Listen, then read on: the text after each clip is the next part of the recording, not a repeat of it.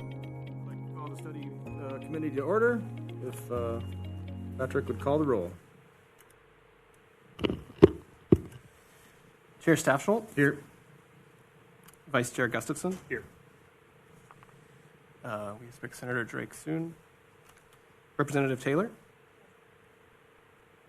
Michael Adam. Michael Zoian. Ginny Brantner. Here.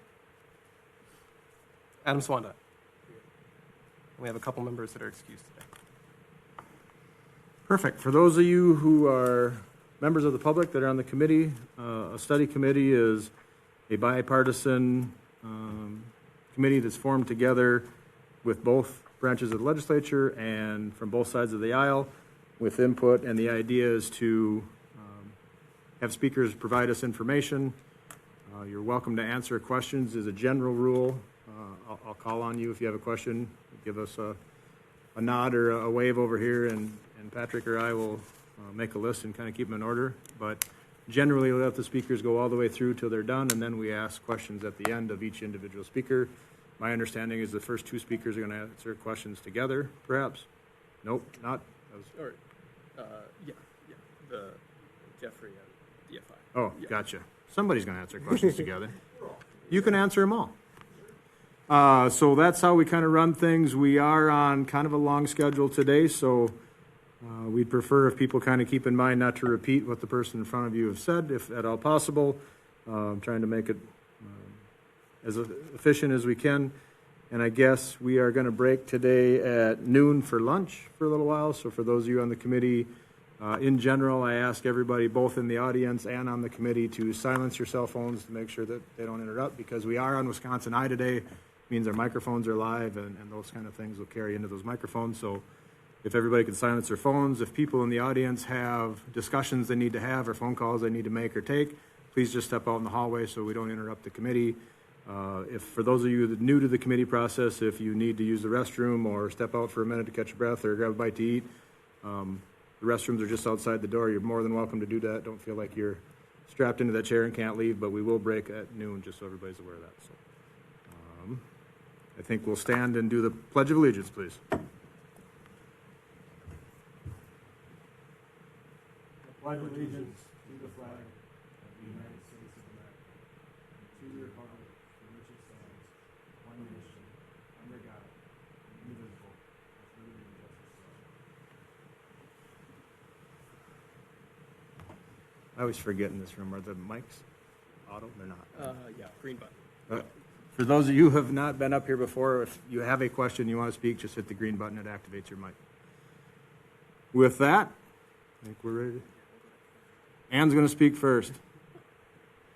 Welcome, Ann. Could you maybe, I've had some questions as to what Ledge Council is. If you could maybe just briefly, for those that don't know, both at home on Wisconsin Eye and on the committee, help us understand what Ledge Council is. Sure, of course. Thank you. I'm Ann Saffenfield. I'm the director of the Legislative Council. I've been with the legislature for over 30 years, so I've seen many study committees over the years. The Joint Legislative Council is a joint committee that directs these study committees to occur. And it's a committee that is 22 members, so it's a large committee. Because it's a joint committee, it has half members from the Assembly, half members from the Senate. And one thing that's interesting about it is that all of the legislative leadership serves on that committee, including the chairs of our Joint Finance Committee. And then there are several discretionary members as well.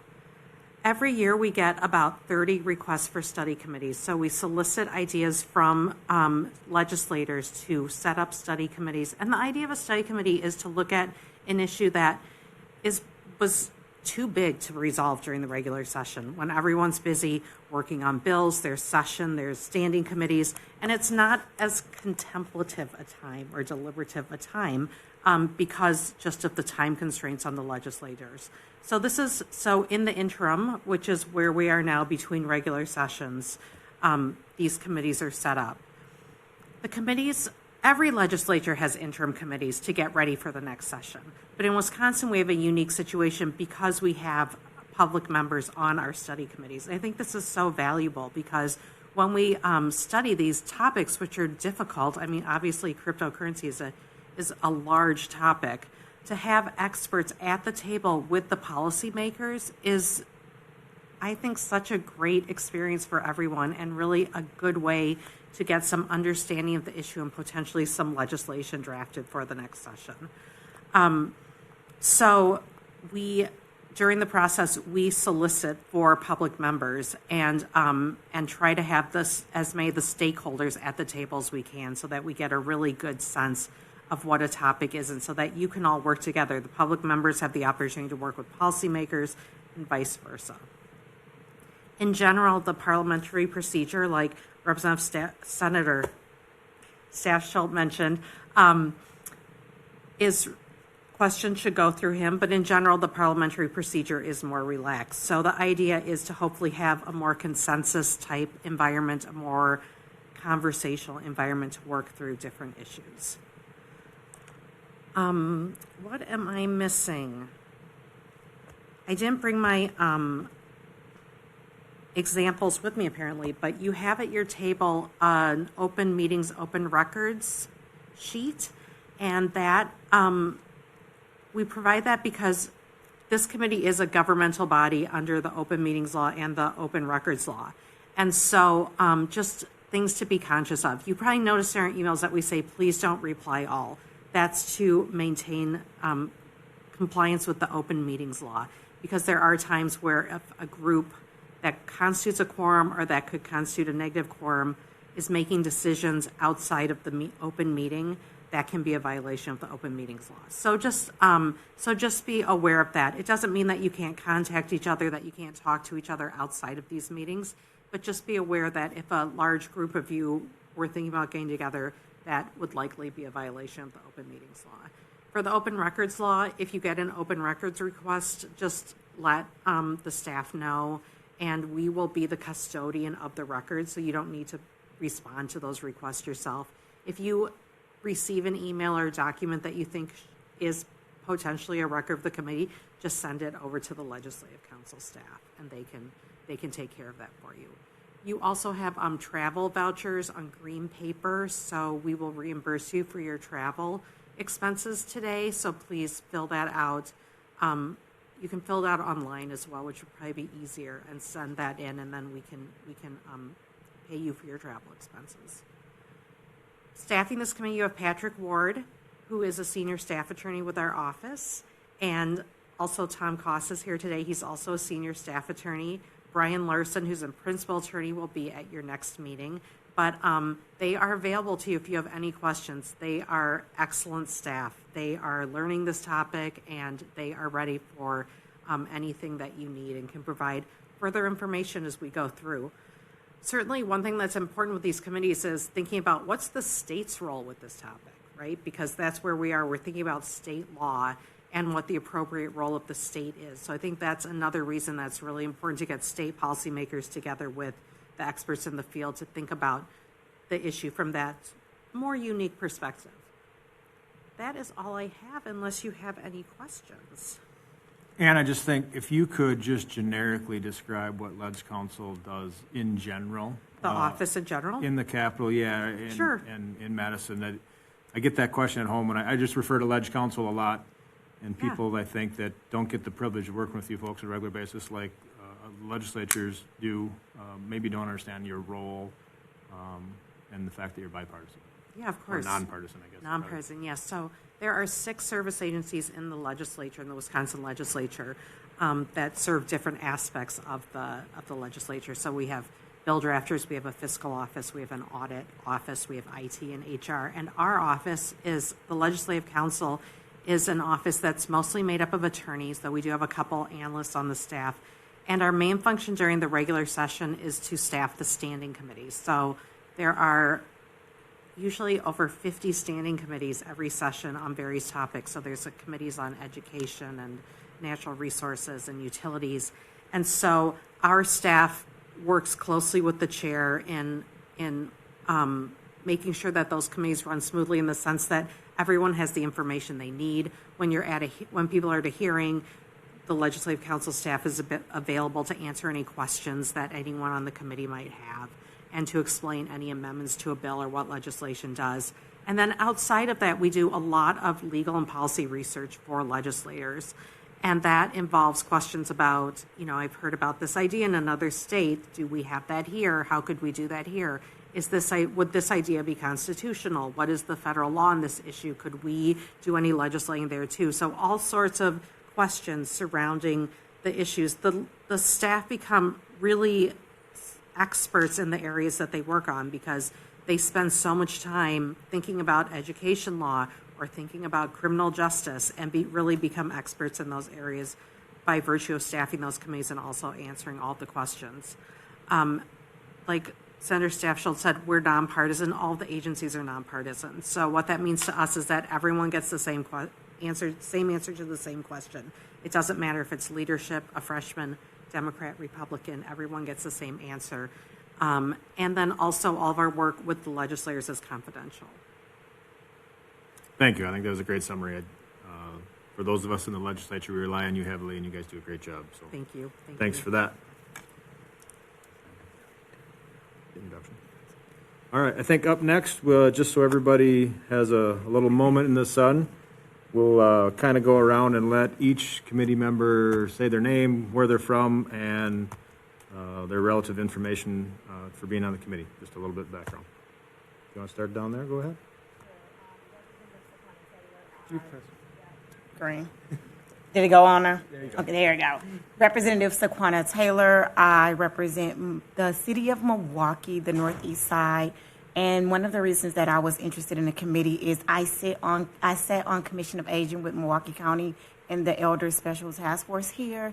And a lot of the seniors would come to me with things that have to do with crypto, not really understanding it. Some of them had actually been scammed by it. And I just thought that was the lack of information and knowledge that they had. So that kind of wanted me to expand my knowledge of it, but more so help my community and those elders that I call seasoned individuals. So that's why. Thank you. And thank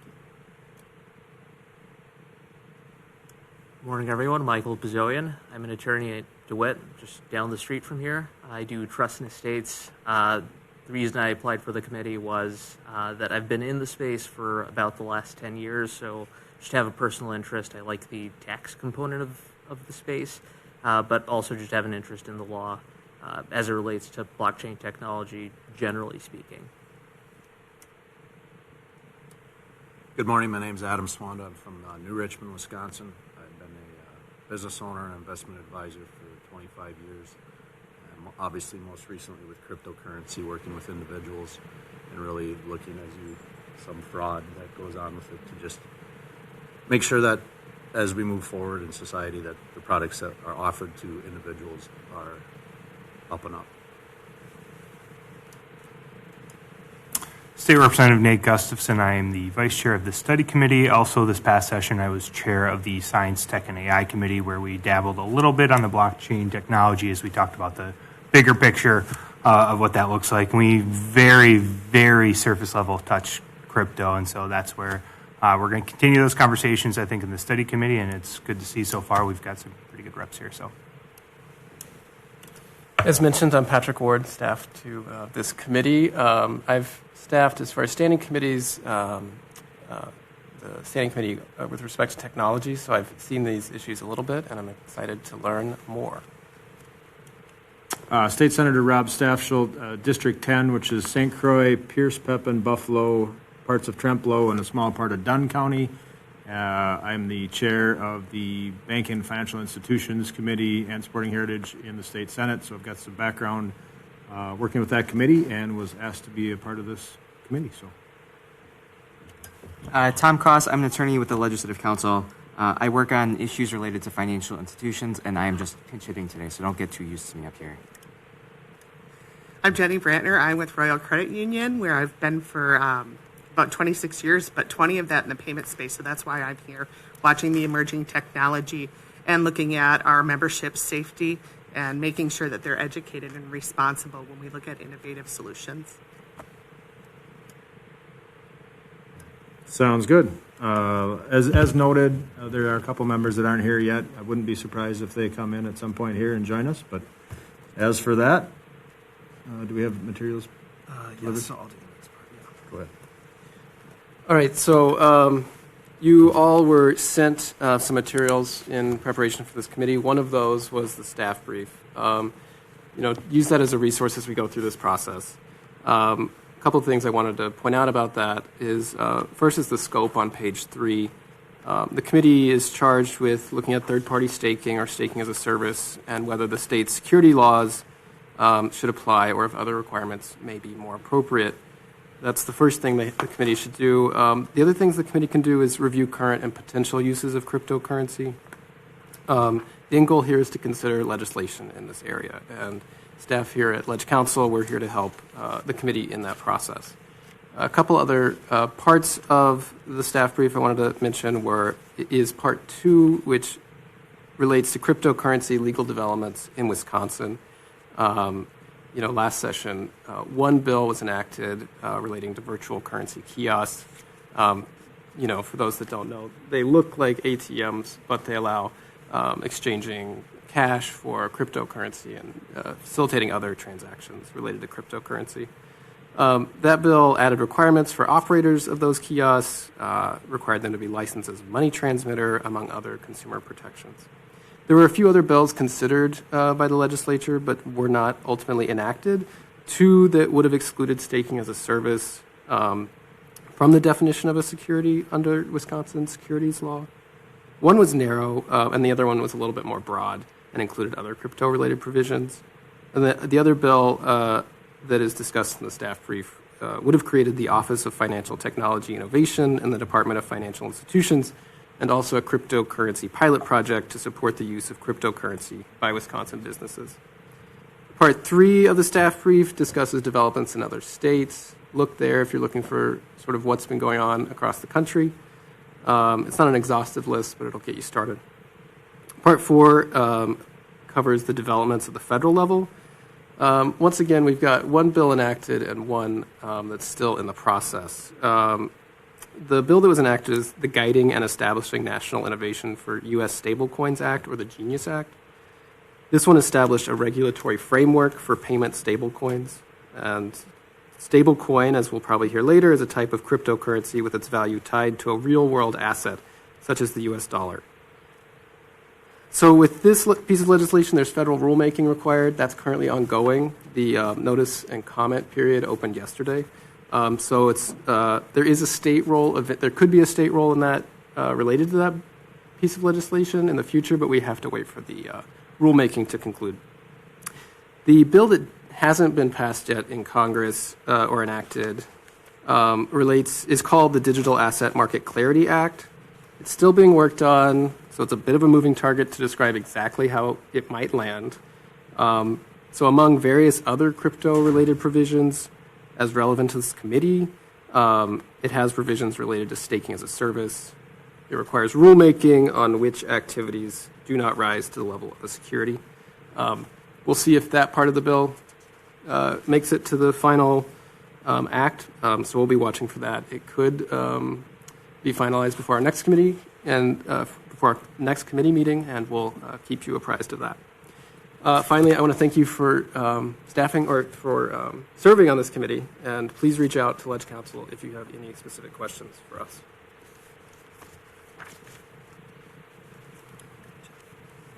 All right, I think we're ready for our first speaker, Mr. Jeffrey Glazer, clinical professor, University of Wisconsin Law and Entrepreneurship Clinic. Thank you for joining us, sir. Thank you, Chair. Appreciate it. My name is Jeff Glazer. I am an attorney and clinical professor at the University of Wisconsin Law School. Our clinical program provides free legal services to startup businesses throughout the state. I've been an attorney in this state for a long time. And before I was an attorney, and I promise this is relevant, I was a software developer. Self-taught. The one programming class I took in college, I got a D-, and I didn't even know you could get D- until I got one. But yet somehow I ended up a programmer. I'd been programming since I was 8, and just kind of grew up on it, self-taught. And as I was working in the job, doing early internet development, the policy of technology became more interesting than the technology of the technology to me. So that's when I picked up my stakes and went to law school. But continue to be involved with technology through my practice, and it turns out having done it before has been pretty useful. And so in the early days of cryptocurrency, back in 2008, 2009, I took it upon myself to install a Bitcoin miner on my laptop. And to this day, that is the only computer I've ever owned that has had a hardware malfunction. Should tell you something a little bit. So I don't have whatever Bitcoin I managed to mine in the 2.5 hours my computer was online. So why am I here today? We're mostly to define terms for you. We're going to talk about the process, what crypto is, how it works, what some of the words mean, and sort of how this is all developed in practice. There have been, over the years, as with any growing industry, some basic assumptions that were met that were maybe assumed at the beginning that have not turned out to be how the industry practices. And you'll see how the technology grows and changes to accommodate that. But we're going to spend most of the day, or at least most of my part of this, more or less defining terms, because that's what we as lawyers like to do. So we're going to spend the next 3 parts talking about the what, the how, and the why. We're going to talk about what the infrastructure is and what all these terms mean, because they can be kind of weird words that don't always mean what we think they do. Then we'll talk about the how. How do all these words work together to create a thing that people spend hundreds of thousands of dollars to buy? And then part 3 is, why does anybody even do this stuff, right? Why does this exist, right? Once upon a time, somebody thought we were going to spend multiple tens of thousands of these coins buying pizza. And we don't do that anymore. And so the question comes up, why does anybody do this at all? So we'll end talking about that. And I think the makeup of this committee is telling about why we do it. And this industry has become what we colloquially call financial services or financial products. So the phrase that I want you to kind of keep in the back of your head is one that's been in the industry for a long, long time. And that is, not your key, not your coin. A wallet is a key, not a container. Right? If you don't own the key, you don't own the coin. And a lot of you have expressed skepticism over scams and other nefarious activity within the crypto industry. As we'll talk today, much of that has been outside of the protocol and infrastructure side of cryptocurrency. As we'll see, the technology itself is pretty battle-tested and honestly pretty secure. When these things fail, they tend to fail for one primary reason, and that's because people intend it to fail. So we'll get to what a lot of that means later. But keep in mind, if it's not your key, it's not your coin. So part 1, we're going to describe what a blockchain is, and what we basically have is a decentralized, secure ledger. Right? We'll sort of talk about each of these in turn, but these mean more or less what you think they do, right? What is a ledger? A ledger is a piece of paper, right? A list of transactions. This thing happened, then this thing happened, then this thing happened, then this thing happened, right? And these ledgers are surprisingly simple. They are from whom, to whom, how much, and when. That's basically it. Now, it doesn't have names, right? We deal with cryptographic keys instead of Jeff Glazer, right? And we deal with bitcoins, BTC, and ETH instead of dollars. But that's what our ledger does. Right? And some ledgers store some additional information. Secured, what do we mean by that? We'll spend a lot of time talking about secured. Decentralized, this is sort of the reason why it was invented, right? Decentralization, this idea that no one entity is responsible for the entire thing, right? There might be one entity that does everything, but the entire thing is not contingent on that one entity doing it, right? There are lots of entities that do bits and pieces and parts that all fit together to secure and transmit this ledger. And we can talk about why a lot of these securities exist. But one thing that we can be clear about is all of it's public. All of it's open. You can go read every transaction on these protocols, on these networks. Go read them. It's written in plain English, more or less. Right? If you know what the keys mean, they're pretty easy to read. So we're going to spend today talking about two basic protocols. There are dozens, hundreds, I don't know, probably thousands of coins at this point. Coins at this point. All of them work in one of two basic ways. There are some fringe versions of this, but almost all of them work as either proof of work or proof of stake. We'll talk about that in a little bit too. But a protocol, Bitcoin, BTC being the BTC being the coin, Bitcoin being the protocol, ETH being the coin, Ethereum being the protocol, right? Protocol is simply a piece of software that every computer that's connected to each other that runs this piece of software uses to talk to each other. That's it. That's what it means. Everybody's using the same, every computer is using the same language to talk to each other. Right? More than just computer language, what I mean by language is also things like governance. Right? How do we vote about how to change this network? How do we decide what this network does? How do we add new things on this network? How do we add new functionality to the network? Right? The protocol determines what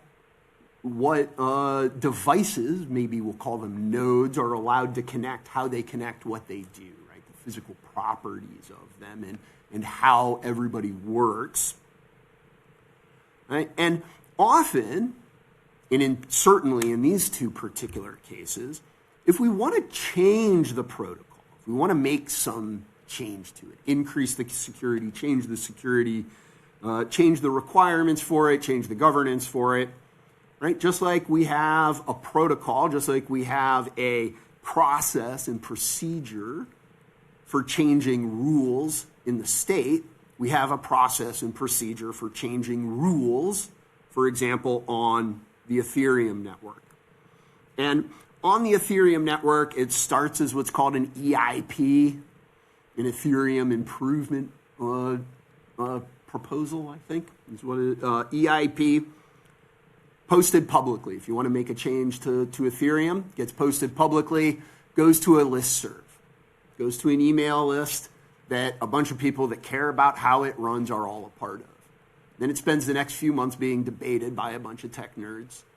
And they decide okay, this problem is real, the proposed solution is maybe a good way to do it, but if we do it this way or that way, we can get, it might work a little better, or maybe we'll meet the needs in this way, or we can limit collateral damage in that way. So it goes through a lot of iterations, right? And then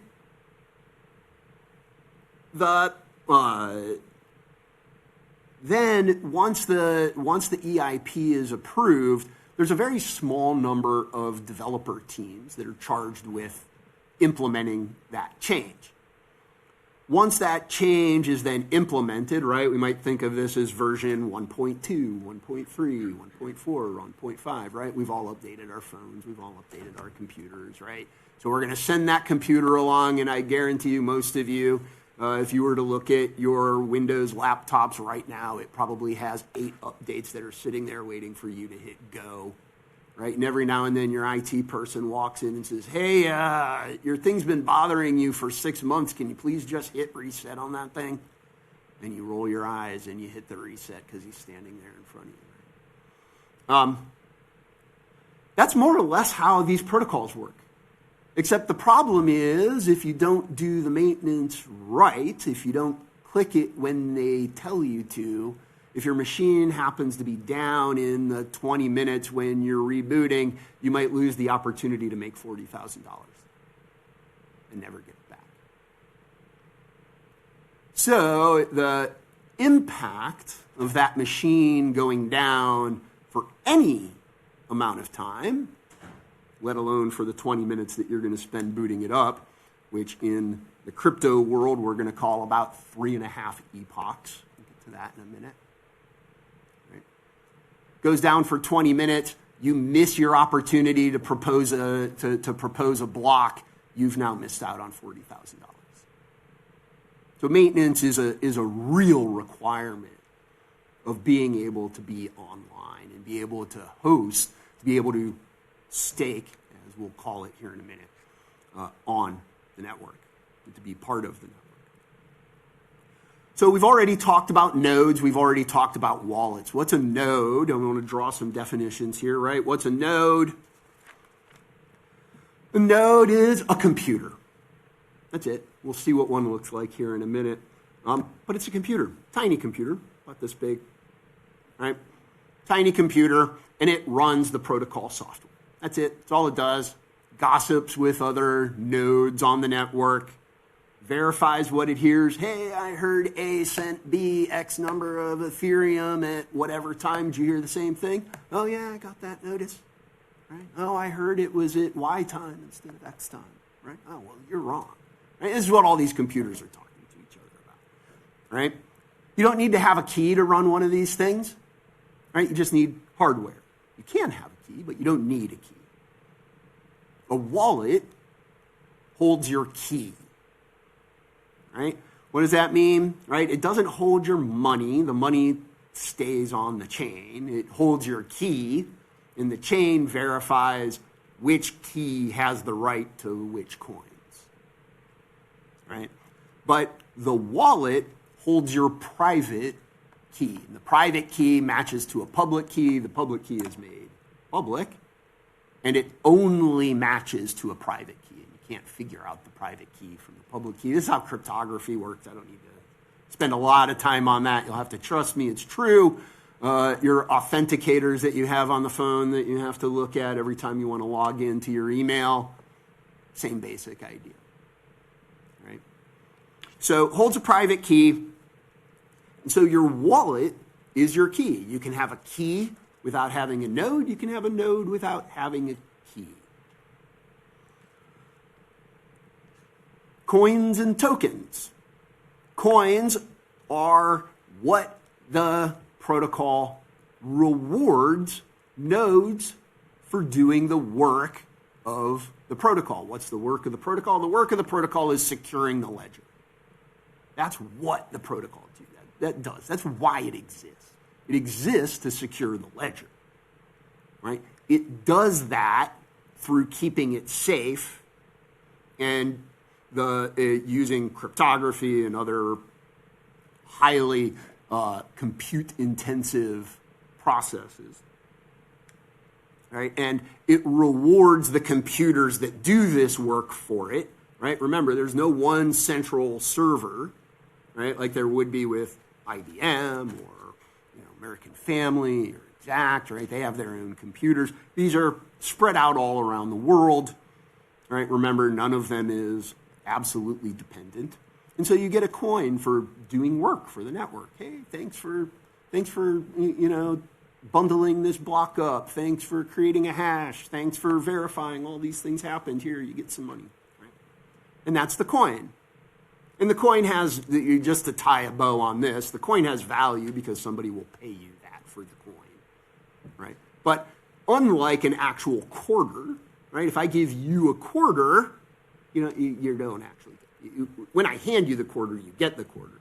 When I hand you a Bitcoin, there's no piece of paper, right? You just, I say, hey, I'm going to use the ledger to say this coin now belongs to you. And so we go up onto the ledger and we say, hey, Jeff sent to whoever X amount of this line item in our protocol. Move on to the next row. That's it. That's all our ledger does. That's all our nodes do, and they get rewarded with a coin.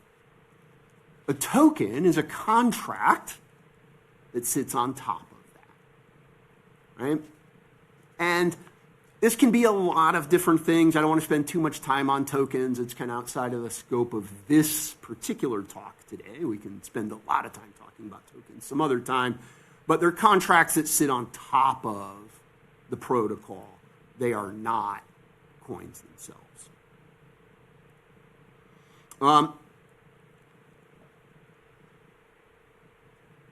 In some networks, in our proof of stake networks, which we'll get to here in a minute, we use coins.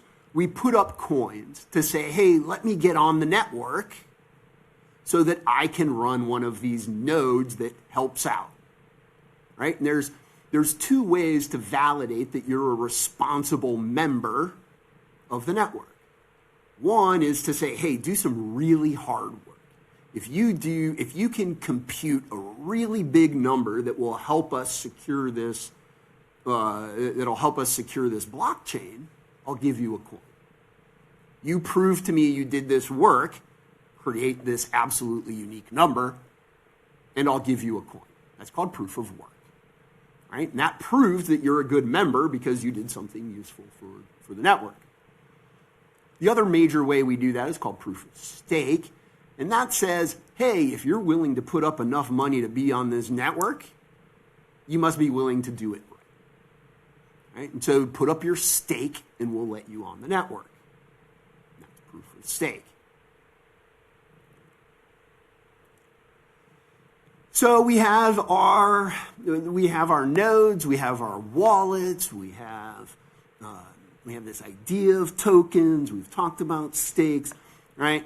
And then we have this weird thing that comes into it called exchanges and accounts. And it turns out that having a wallet, having your own key on the network is kind of a pain. Most of us wouldn't know how to set it up.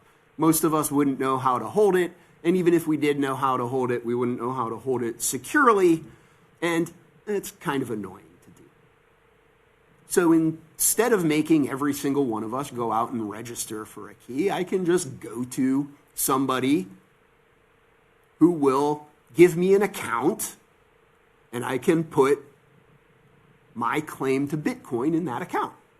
And I can go out, I can use that account to log into, any number of exchanges. We use Coinbase, but Bitfinex, FTX, any one of them, pick them, right? So I can use Coinbase. I can go out on Coinbase and say, I'd like to buy some Bitcoin. I'd like to buy some Ethereum. I'd like to buy some whatever coin. Right? So I can go out and buy it. I can say, here is some cash. Here's some US dollars. I'm going to upload that. And the account, the exchange will say, all right, well, that amount of cash is worth this amount of Bitcoin. So if you want that amount of Bitcoin, just say so. All right, cool. And then they credit that into your account, right? They say, all right, no longer cash, it's now Bitcoin. Voila, magic. You don't need a key. You don't need to worry about how to set any of that up. They do it for you. So that's the account. And most exchanges, most modern exchanges, most of the largest exchanges that we know of, all work in the same way. They hold all of their keys in what's called an omnibus wallet. So they have one big wallet that holds all of their keys, and those keys represent all of the money within the exchange that their account users have access to writ large. Some of it's held in actual coin, some of it is much like real banks, right? And these are not banking institutions. Don't give me I'll let DFI talk about whether they're banking institutions or not.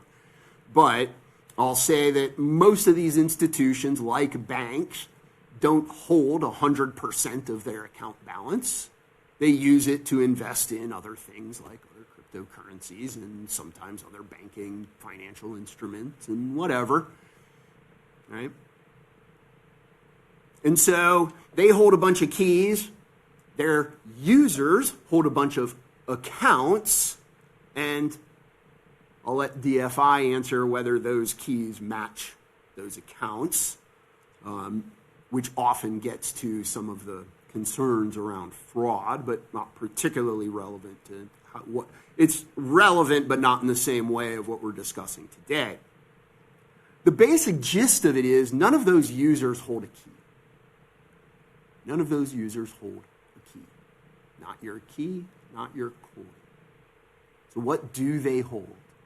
They hold a contractual right to some amount of an asset that the exchange has some right that's never fully clear, if you read their terms of service, in the thing that you have that the users have a contractual right to. Right? Do they possess it? Well, maybe, but not always. They certainly don't possess 100% of what they have on account. Right? Is it held in Bitcoin? I don't know, probably not. Is it held in your currency? Probably not. Right? So they hold all of it. You, the user, have a contractual right to those keys, to those coins / amount represented by the number of coins credited to your account. And I'm kind of being obtuse and using specific words around this language because I want it to be clear that this is not, it is not, you do not own a coin, right? You own a contractual right to an amount represented by the coins that are there. You hold a book entry. So, what does the ledger look like? This, what you're looking at, is almost exactly what the ledger looks like. Each block, right? So we start here with block N, right? Block N contains a batch of transactions plus a cryptographic hash, right? It says block N, list of transactions. Whenever back when I was a young lawyer, I used to carry around yellow legal pads. I'm sure you all know what yellow legal pads look like. This is what it is, right? Tear off a piece of paper on a yellow legal pad, use each line to write down a single transaction, right? From, to, amount, date, and time. Do it down an entire piece of paper. At the end of the piece of paper, sign your name, tear it off. At the top of the next piece of paper, sign your name. Hand it to your buddy, hand it to somebody else that you trust. Let them keep transactions for a while. They write down the transactions as they go. When they're done with their piece of paper, they sign their name at the bottom of their piece of paper, sign their name at the next piece of paper, and hand it off to somebody else who's willing to do the transaction. That's exactly what a blockchain is. That's it. Nothing more to it than that. Right? That's exactly what we see represented here. The difference is nobody's signing their name. They use what's called a cryptographic hash, right, which is basically using a fancy computer to turn letters into numbers. And then that set of numbers uniquely represents a particular arrangement of characters. So you can reverse engineer it later, and that hash can only ever mean those particular words and numbers. So if anything about those words and numbers changes, that hash will not match. So that hash represents all of the words and numbers represented by the transactions that occur on that page. Right? Take your secret decoder ring from when you were little and ordered it out of the cereal box, right? And instead of writing it in English, you're going to write it with your secret decoder ring code, right? And then you're going to hand that to your buddy who has the same ring. That's basically what we're doing here. And so when we have block n, we get hash n minus 1, right? That's the previous person's name, previous person's hash that appears at the top. Right? And then we move on. Block n plus 1 gets the hash from n. Block n plus 2 gets the hash from n plus 1, right? Et cetera, et cetera. This is how we know that everything's secure. Everything is verifiable. We know how the math works. Right? We know how the math works. We can look at a block. We can reverse engineer the whole thing. If anything ever changes, the hash will not match the block. So what does that mean? That means I don't have to trust the institution maintaining my ledger. Right? When I give my money to my bank, by the way, I trust my bank. I get it. You guys are all great bankers. Right? There are some places in the universe that don't run banks as trustworthy as we do. Right? And so sometimes somebody might go to the head banker and say, hey, can we just forget about the fact that I paid person B $30 million? We just maybe cross that one out. And, done. Right? I have to trust the banking institution when they say these are the transactions that have happened. Right? Because I don't have any real way of auditing what happened. Right? Every transaction is basically on their trust. Now, normal banks, right, are subject to FDIC audit, they're subject to SEC audit, they're subject to all kinds of things where if I trust the auditors and I trust the processes and I understand how all of that works, I can put a certain amount of trust into it and say, all right, our system of banking is trustworthy. There are other places in the world for which that is not true. Right? And so there are people around the world who would like to have a safer banking system and one that can be audited at any time. Right? And that's what this technology enables, a trusted ledger where you don't have to trust anybody involved. So that's our ledger. That ledger, by the way, currently is multiple terabytes large. It's very, very, very big.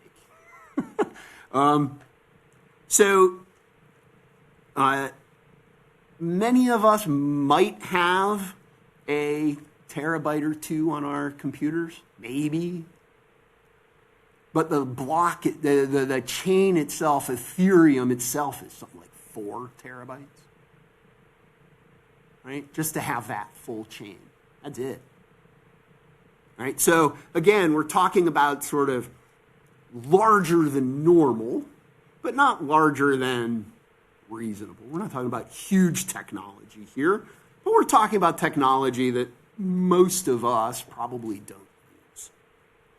Why do we care? What's a node? Right? That technology is what goes into our nodes. And here we have a range of nodes that are sold. This is exactly what it looks like. It's called a mini PC, and it's smaller than this laptop. Right? If any of you have like a Roku box or an Apple TV at home, it's maybe about that size, a little bit larger.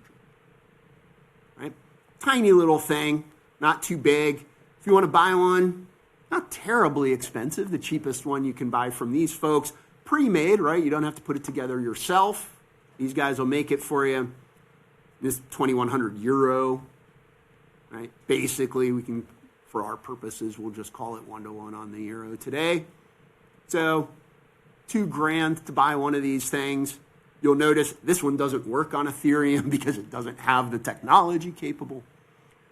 So if you want one that'll work on Ethereum, minimum price in is about $3,000. If you want one that'll actually do anything with, quote, maximum reliability and performance, it's going to cost you $4,000. And that's for the machine. Not terrible, right? $5,000 all in, right, to get the machine.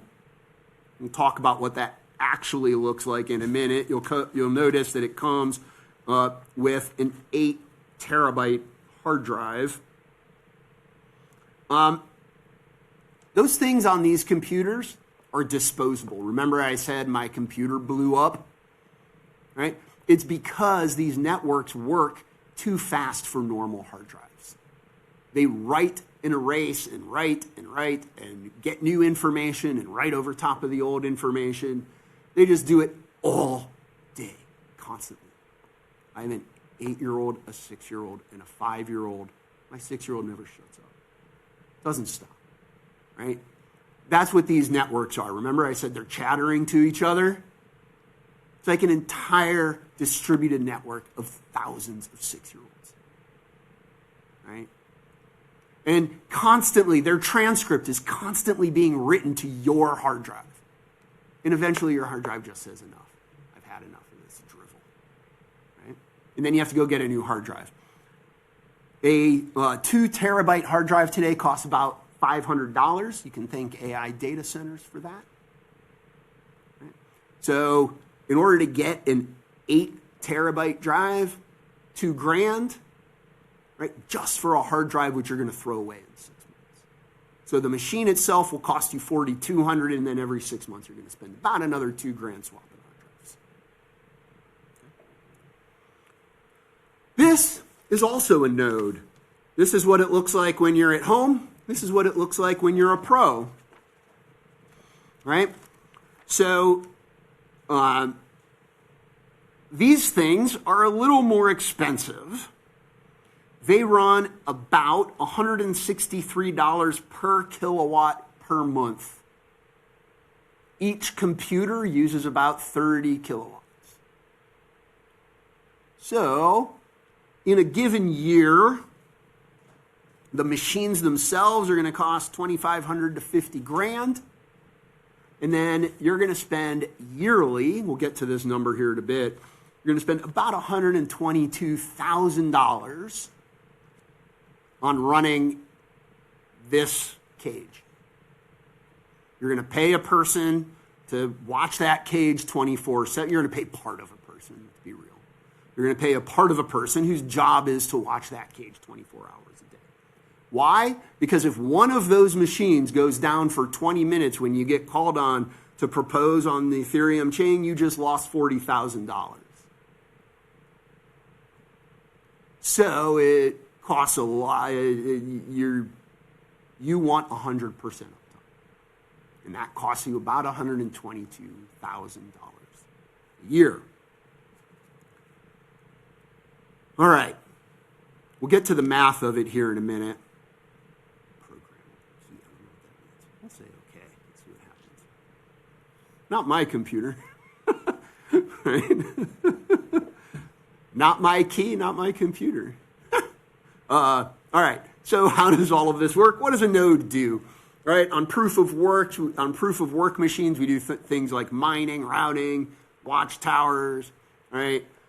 Mining, we hear a lot about mining. We've heard a lot about mining. States have run across mining. These were our first data center problems. You might remember out in Arizona, there were a bunch of like Russian and Chinese people who were setting up giant buildings out in the middle of a desert, and it was sucking up all the water in Arizona. So they had to have some legislation on how these data center things get cooled. Because it turns out when you do proof of work, it takes a lot of compute power. That compute power creates a lot of energy. That energy takes a lot of effort to cool. Right? So instead of using all of that energy, let's just require people to put up some money. Right? We can just require them to put up their stake and then use relatively reasonable machines, right? Something you can plug in underneath your bed, right? To actually run the network. All right, well, that's cool. So this is what a node does. A node has a full copy, might have a full copy of the blockchain on it. We call that a full node, right? Full nodes can also be validators.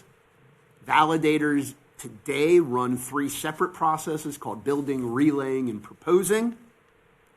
They might have what's called a sequencer on them that helps you figure out what order all those transactions are supposed to be in on your block, right? Makes sure that everybody's validated blocks agree with each other. You have to prove that that's the right order of transactions. You have to challenge other people, other nodes, other validators' transaction list. And sometimes you just have a light client. You just want to know what's going on. This thing doesn't actually do anything. It just sort of sits on the network and monitors. That's called a light client, but also a node of sorts, right? Sits on the network. So nodes can do a lot of things. Right? The one we're most interested in today is our validator. Right? And in order to run a validator, you need to stake 32 Ethereum. Right? You have to put some money where your mouth is. Right? If you've ever played poker, this is your blind and your double blind. Right? And make sure you have money in the game before you play. Right? You can't play unless you put some money in. In this case, that money is 32 Ethereum. 32 Ethereum today equates to about $60,000 plus. Right? So in order to have a validator, in order to subscribe or have a validator, you need to be able to put into a black box $60,000. I don't have $60,000 sitting around. They don't pay academics that well. Maybe you guys do. But we'll show you in a minute how many people actually hold 32 Ethereum. But you need 32 in order to run a validator. You cannot stake if you don't have 32 Ethereum. And you do 2 things as a validator. You attest and you propose. What does a test mean? A test means this transaction happened, right? You add transactions to the network. That's it. Right? Once every 6.4 minutes, the network polls you and says, hey, what block do you think you're on? Right? This is what's called a head check, right? What's the hash of the block that you think we're on? Right? Make sure everybody's caught up to speed, right? Are we all in the same place? Are we all on the same page? Right? You do that. Plus then we say, all right, you guys are catching transactions, right? Yep, here's a list of my transactions so far. That's all you're doing, right? And then every so many epochs, or once in each epoch, I'll say this again, each epoch, there are some nodes that are asked to propose. Right? And those nodes are the ones that actually create the block. They're the ones that at the end of the day, when you get a block added to the Ethereum network, it's the proposal node that's the one that adds it. And that's the highest reward. That's the one that you get real coins for. Right? That's the one you want to do. Right? And if you're not ready to do it, when you're asked to do it, at the moment you are asked to do it, you don't get to do it. So if your computer's down, if you're rebooting, and no, like, give me a minute, hold on. You there? Ping. Nope. Next. That's it. Gone. Right? You get a notice that you're about to be a proposer. You get a 2-epoch notice. Oh, epoch, that's awesome. Right? Remember, words don't mean what we think they mean. Epochs are 6.4 minutes. Get 12-minute heads up. You're about to make 60 grand. You ready? Nope. Right? So it goes pretty quickly. Any node that holds the minimum as a validator, 32 Ethereum, any node that holds a minimum can be a proposer. Roughly, every node can expect to be asked about twice a year. Not guaranteed, but you can expect. The rough math that everybody uses is that maybe 0, maybe 1, maybe 2, maybe 3, roughly 2 times a year. It's picked in a pseudo-random lottery, and so everybody gets a chance at it, but the more you hold, the better your chance is. So everybody's probably going to get asked twice, probably, but the more you hold, the more likely your chances of getting re-asked are going to be. Right? Each node can now hold up to 2,048 Ethereum. Each validator node can hold up to 2,048 Ethereum. It is 64 times, just to do the math for you, the original 32. Right? What does that mean? One node can be a validator. It used to be that one node could be and only was 32 Ethereum. So when that one node made 2 Ethereum or 1 Ethereum for each Ethereum it held, it made 32 Ethereum, whatever, right? Whatever the math was. Well, now it makes a reward based on the number of Ethereum attached to that node. So now you've done the exact same, quote, amount of work, but you have 2,048 Ethereum that are getting rewarded for that work at 1 to 2x Ethereum per Ethereum held on that node. And so now for the exact same amount of work, you're going to get 64 times the return. So for your $5,000 out for your node, that before you could only ever put 32 Ethereum on, you can now load up with 2,048 Ethereum. Remember, 32 Ethereum is $60,000. So let's multiply that times 64, and we're at a very large number. 60,000 times 64, right, is now the amount of cash represented by that node. If you want to run a node with 2,048 Ethereum on it, you need to represent, is that $64 million? 2048 times 32? Or times 60? Right. Cash times 2048. All right. The other thing you can do is settle, right? This means what you think it means. Every 12 seconds, we confirm a transaction, right? A sent B X amount of coins at time, right? And then every 2 epochs, all of the confirmed transactions are finalized, right? We tear off our yellow sheet of paper. We write our hash at the bottom, write our hash at the top, hand it to the next person, right? That's what we mean by finalized. So if we want to unwind a finalized transaction, here's all the numbers, here's all the transactions that happened in order. Ethereum's governance says you need to be able, your stake, you need to be able to stake 1/3 of the total staked amount on the network. Today, that's $26 billion. So if you want to just call into question, if you want to unwind the final transaction, you have to put up $26 billion. If you want to change the final transaction, you need to have 2/3 of the amount staked, which is 50-some billion dollars.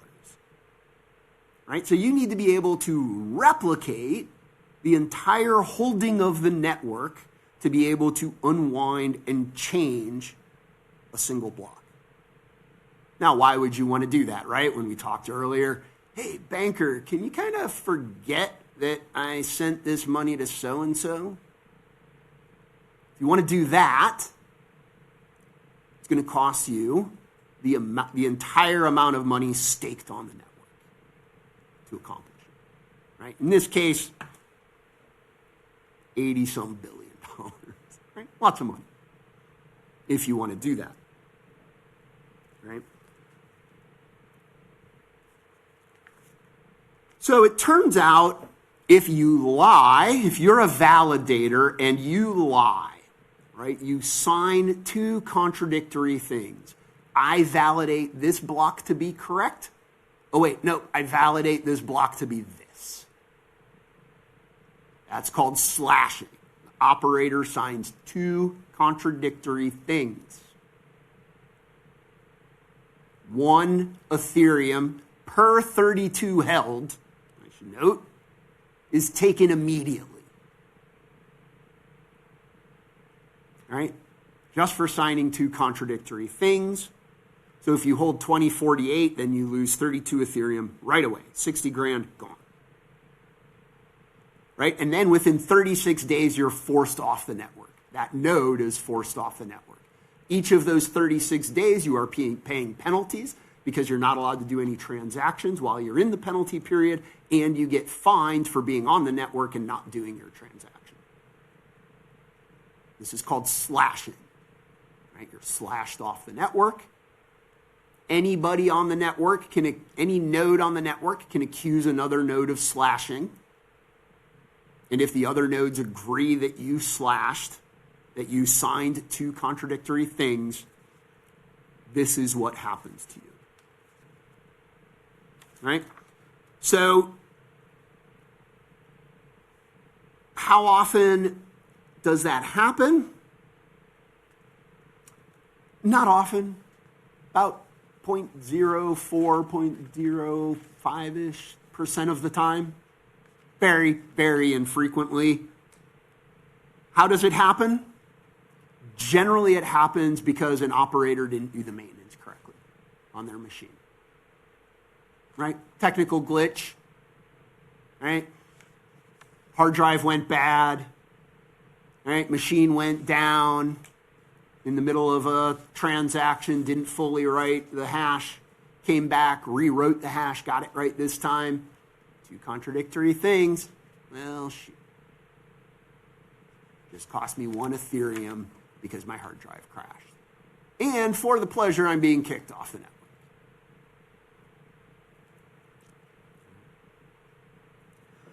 So, I want to start introducing the idea here that the operator and the funder are two different things, right? We said a validator needed 32 Ethereum. That's our funder. And then our operator is the one running the actual piece of hardware. When this whole thing was set up, the assumption by the people who created the protocol was that those were the same person. So the original rules of the Ethereum network were written that because they're the same person, the operator has control over when the node comes on and off the network, right? Hey, I'm going to come down in, 80 epochs. Remember, an epoch is 6 minutes, so 80 times 6 is whatever, 540 minutes, right? Be off in a couple hours, right? Used to be the operator got to control that, absolutely. Because it was their money. They're the ones putting the money up, right? But it costs 32 Ethereum to run one of these things. So operators said, I don't have 32 Ethereum. Hey, buddy, can I borrow some of your Ethereum? I have a computer. Oh, all right, cool. You do that. So in 2023, there was an update to the Ethereum network, which said you can give a withdrawal key.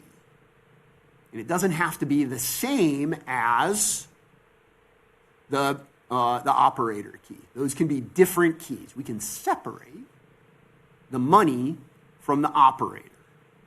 However, during that, all of the rewards went to the withdrawal key, but the withdrawal key could only start and stop it could only start and stop when the operator wanted to. They still controlled when the node went on and offline. Right? And so you've rightly had funders who are saying, hey, you're holding my money hostage, right? My principal, my 32 Ethereum, is being tied up in this thing, and you won't take it offline. Well, why won't they take it offline? Because they're getting paid a service fee to keep it online. So, take it offline. No, you can't make me, right? But you do have to keep paying me, right? And then you get into fights. Well, I'm not going to pay you, right? So finally, in 2025, the Ethereum network then split those two things again. So now the withdrawal certificate, the withdrawal key, can move at a different speed than the operator key. All right, and now instead of that node representing 32 Ethereum, that node can represent up to 2048. So if you think operators had a hard time finding 32 Ethereum before, now that node, which is considerably more lucrative to run for the funder, right? Because you can put 2048 on it now instead of 32, right? That's become considerably more valuable for the funder. So the operator is then left charging a fee for service.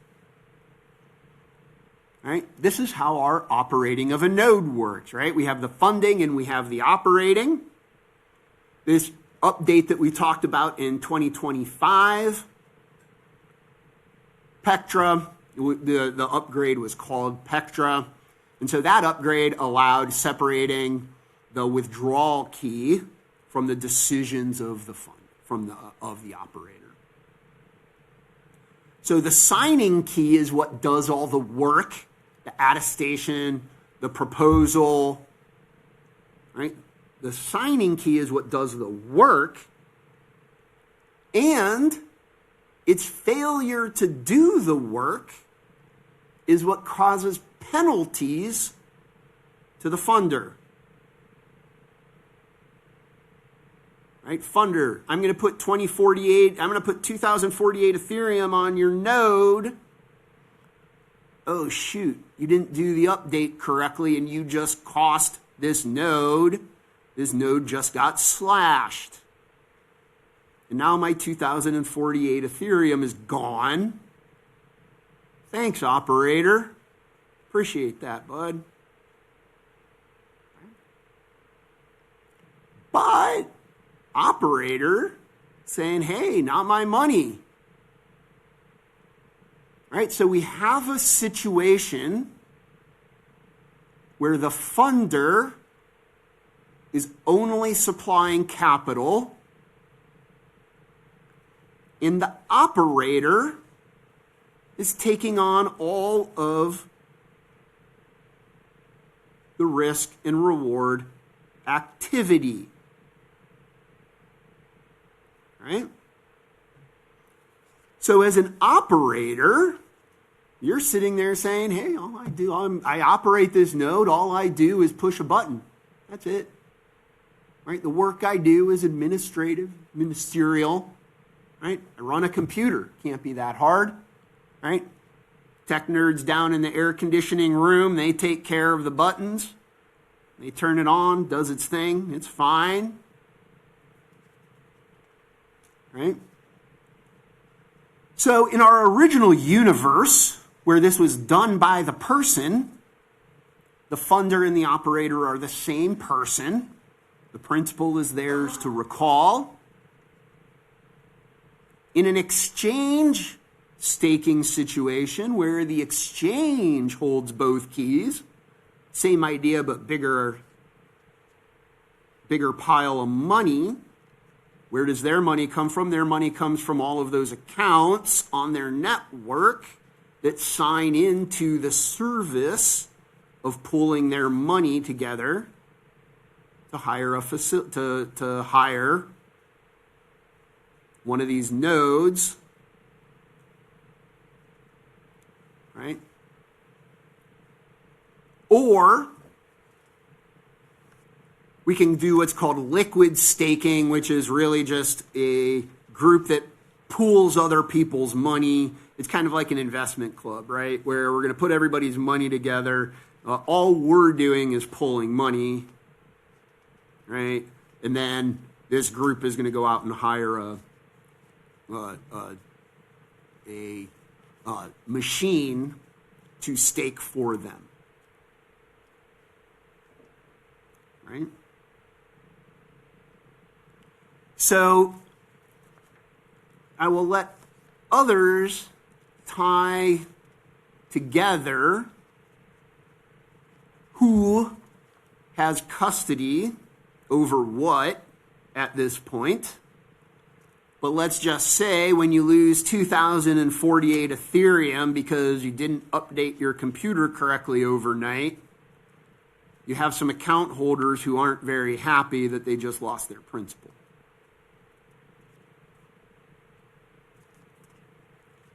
So what are the economics here?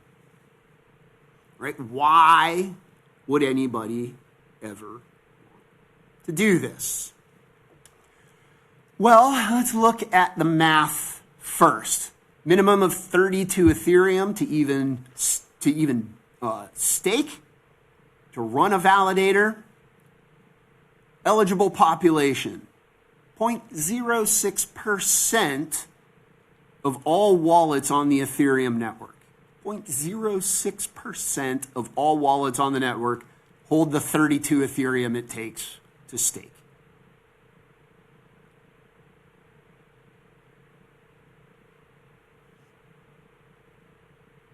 Okay. So, if you want to stake, what does that look like? Well, at a relatively straightforward solo staker, right? You are going to be running probably one, maybe two nodes. You're going to have to find 32 Ethereum somewhere to get it registered onto the network. And your cost of running that machine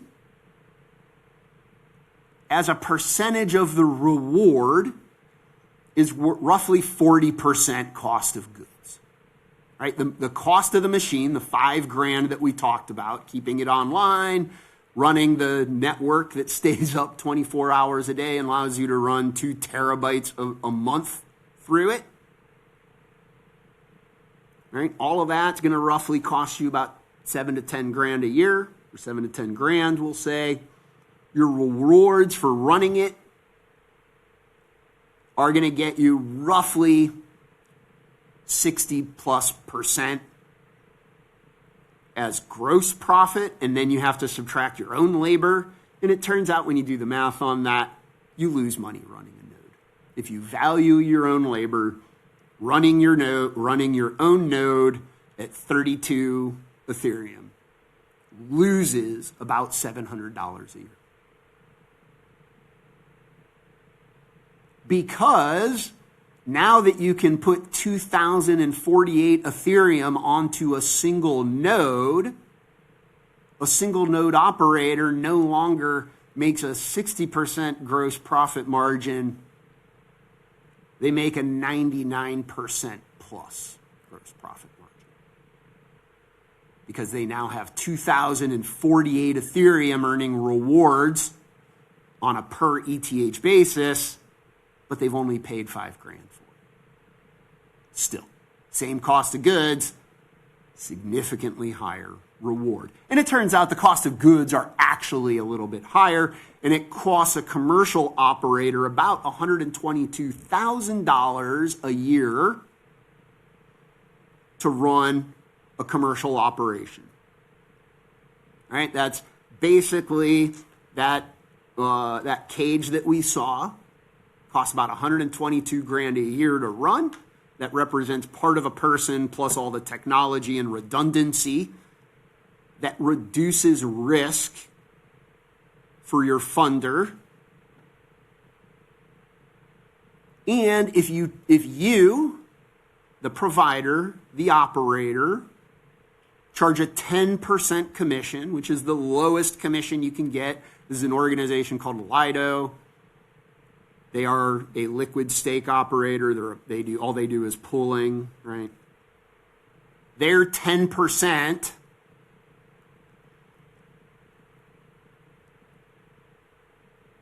You need to hold almost $41 million worth of Ethereum in order to break even on your $122,000 a year.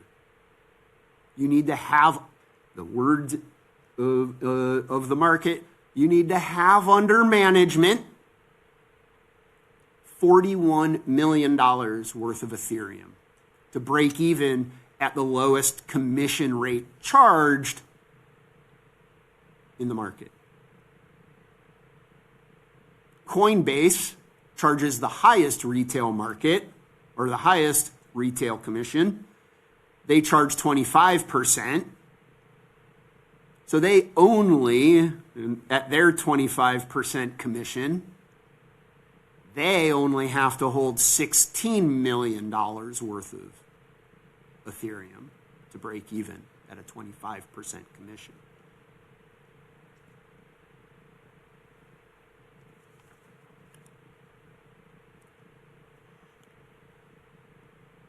So, what have we seen so far? The operator, person running the node, does all the work, creates all the risk and reward for the funder. The withdrawal key holds no actual property, right? They don't actually hold any of the Ethereum. They get rewarded every now and then for it, and for that they take a 10% commission, 25% commission, whatever. The customer or the user's return is based on operator capability. Are they good at fixing their machines? Prior to the Lido, prior to the 2025 update, there had been roughly 500 some slashings to have ever occurred on the Ethereum network. In basically the 1 year since, the year and a half since, there have been an additional 200. Why? Because each node can now hold 2,048 Ethereum. So there are more people that want to get in on creating rewards for 2,048 Ethereum. And that's exactly what we're seeing in the market. We're seeing that the money, the funders are consolidating behind operators, and operators are consolidating because it creates a more secure operation, right? It reduces the risk for their funders, right? If I'm really good and I hire the best people to keep these machines up, I reduce the risk of getting slashed and losing my funder's money. So as a funder, I'm going to make real decisions about who I partner with to do my operation. And I can hire a third party. These are our liquid stakers, right? I'm going to pull together everybody's money. We're going to go find somebody else to host the network, to host the node.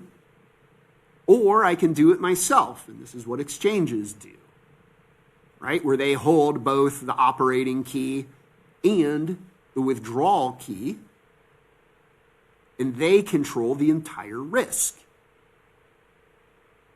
on behalf of the people who have given them the money, the accounts, and the opt-in to use their account cash to put at risk for their staking operations.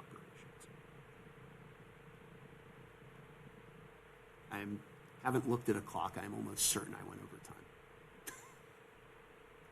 You are. With just that little bit of information, I can't believe you did. Apologies for going over. Yeah. Any questions from committee?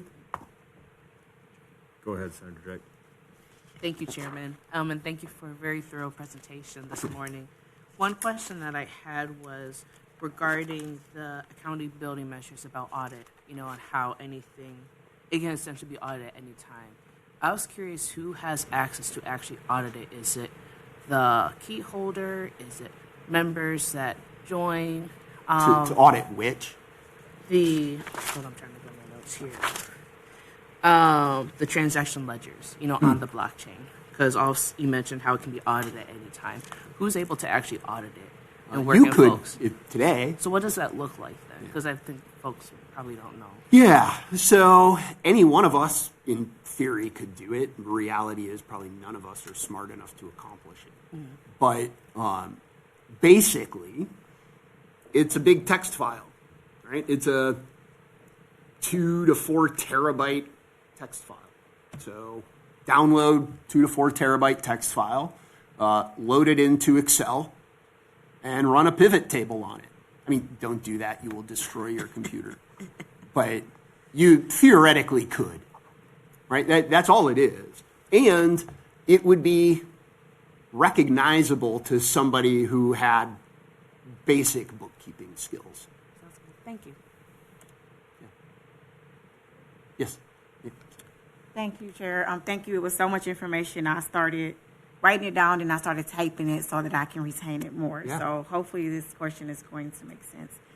You stated that there was like the outside protocol infrastructure, but then you also stated like the primary reason something failed is because it was intended to.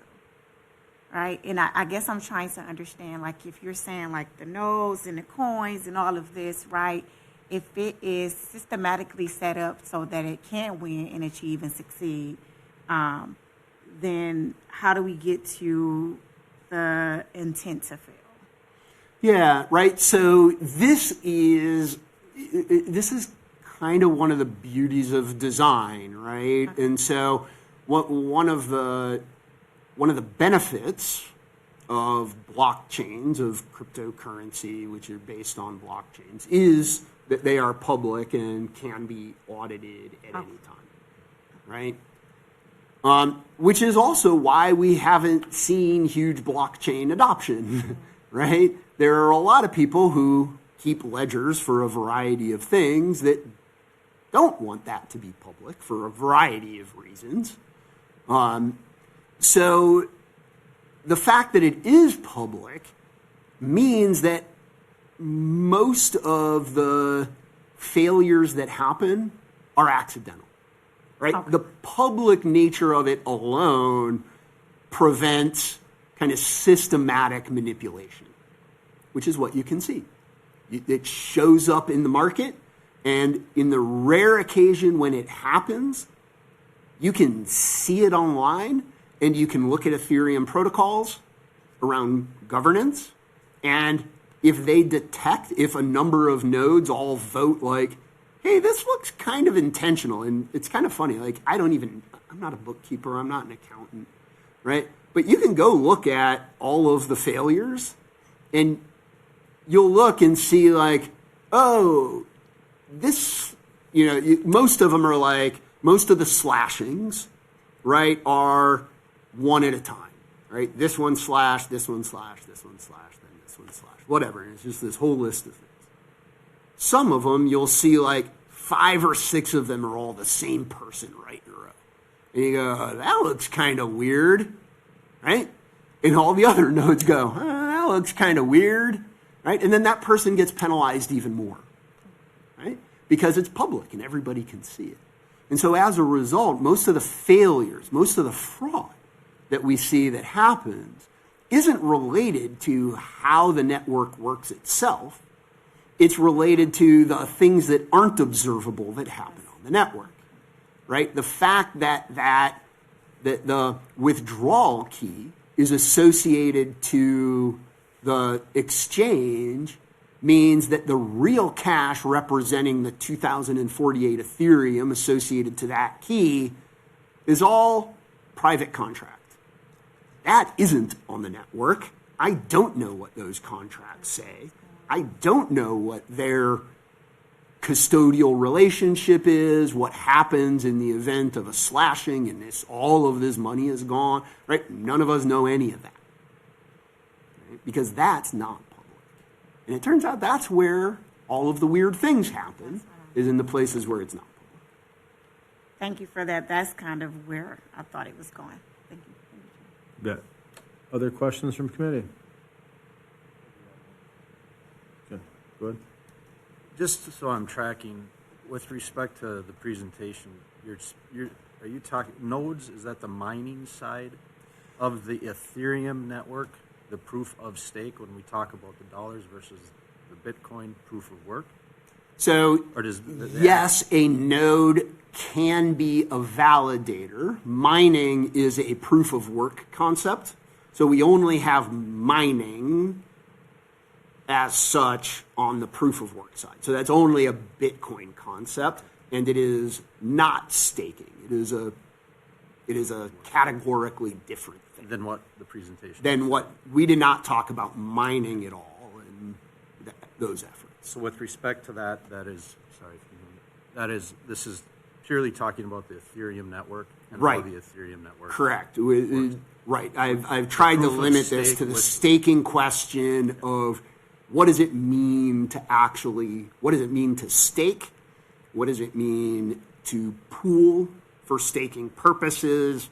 And what's the relationship of the retail consumer to the products that are being sold?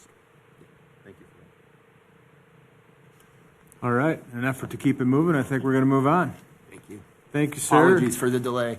I'm a professor, so I talk over everything. That's all right. Up next, we've got Michael Gavigan, Assistant Chief Legal Counsel, Office of the Secretary, and Robin Jacobs, Attorney Supervisor for the Enforcement Bureau, Division of Securities, the Department of Financial Institutions. Welcome.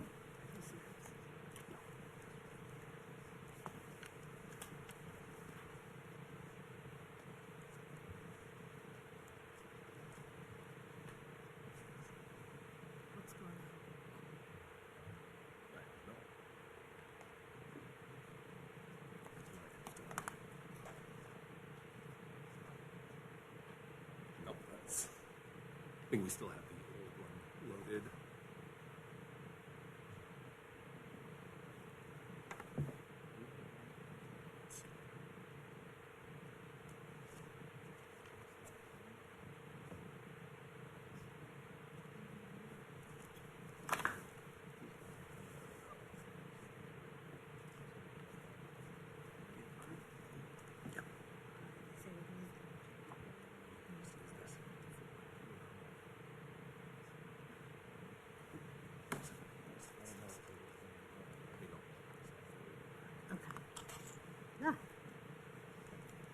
Okay, good morning. Thank you for the opportunity to speak today about the Division of Securities and its role in protecting Wisconsin investors. I'll be giving the first half of the presentation. My name is Robin Jacobs. I direct the Enforcement Bureau of the Division of Securities within the Department of Financial Institutions. I've used up all my time just giving my title. I've held that role since 2017. Before that, I was a staff attorney with the Office of the Commissioner of Insurance. With me today is Assistant Chief Legal Counsel Michael Gavigan, who will be giving the second half of our presentation. Mr. Gavigan has served as Assistant Chief Legal Counsel at DFI for the past 5 years. During that time, he has become an expert on issues at the intersection of public policy, investor and consumer protection, and financial technology, especially cryptocurrencies and AI. Before joining DFI, Mr. Gavigan was in private practice in Minneapolis. The Wisconsin Department of Financial Institutions is dedicated to protecting the safety and soundness of Wisconsin's financial institutions, safeguarding the investing public, facilitating commerce, and increasing financial capability throughout the state. The department's functions include the regulation and examination of state-chartered depository institutions and other financial services providers, registration of securities offerings and regulation of securities professionals, issuance of notary public commissions, registration of trademarks, registration of charitable orgs, and support and maintenance of the state's central business registration and uniform commercial code filing systems. In addition, the department's secretary is the administrator of the Wisconsin Consumer Act, governing consumer credit transactions under $25,000. The department operates with 4 regulatory and licensing divisions or offices and houses the Office of Financial Capability, which promotes financial literacy as a life skill and provides information to the public on matters of personal finance. The overarching goal of the Division of Securities is to protect the investing public. We do this by focusing on 3 main areas. First is registration and examination of investment firms and their salespeople, and registration of securities product offerings. Second, enforcement through our authority under Wisconsin Statutes Chapter 551, which includes investigations of investor complaints and other potential violations of the securities laws. And third, through investor education. Since the division regulates the securities industry in Wisconsin, over the next 3 slides, we will explore the features that make an investment a security. This is going to sound a little bit like law school. I apologize ahead of time.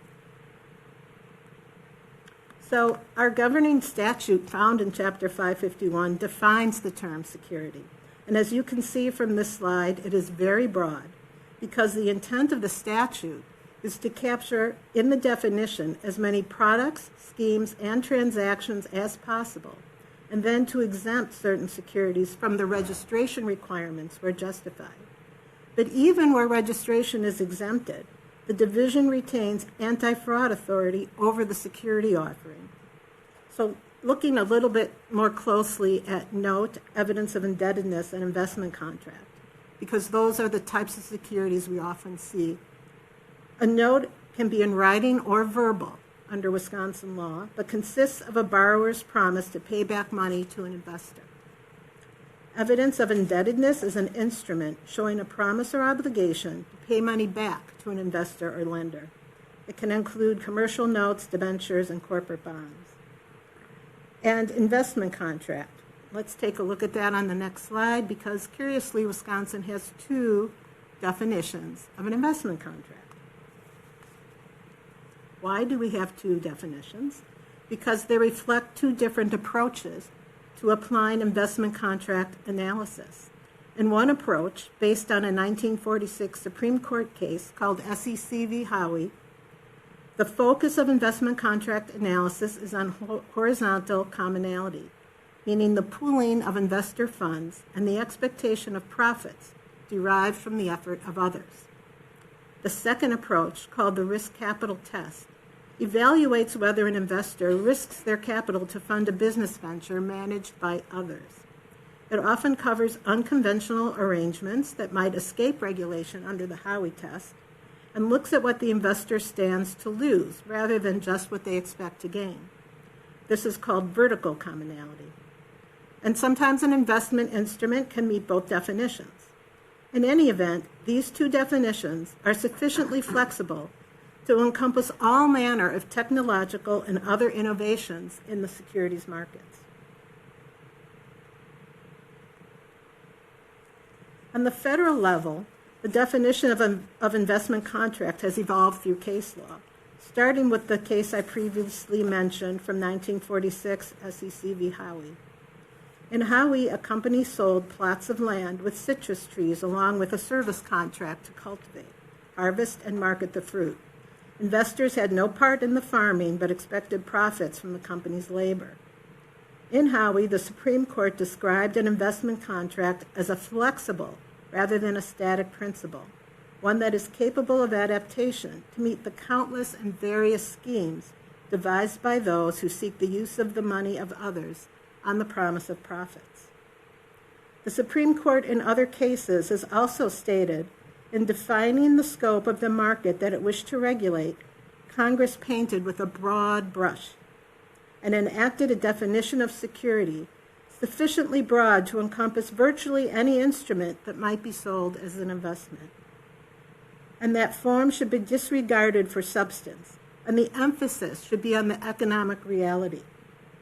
That broad brush has been applied to a diverse array of investment offerings, including payphone leasebacks, condominium pool rentals, whiskey casks, artwork, livestock, and rare coins. All of these were found to be included in investment contract securities.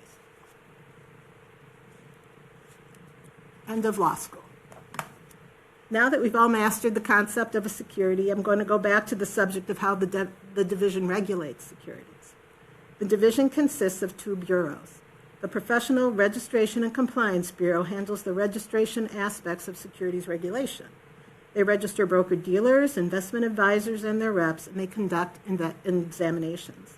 They also register securities products offered in Wisconsin unless they are federal covered securities or otherwise exempt.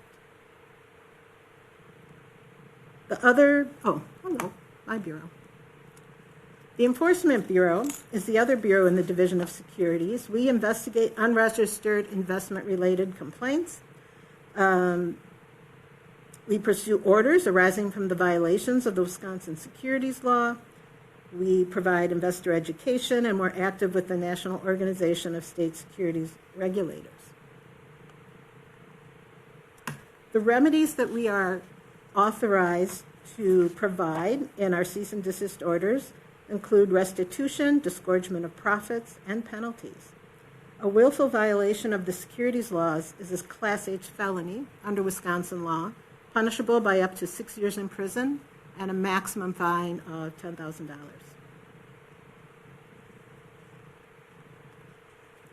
So the current state of investment scams, in a way, all investment scams are the same.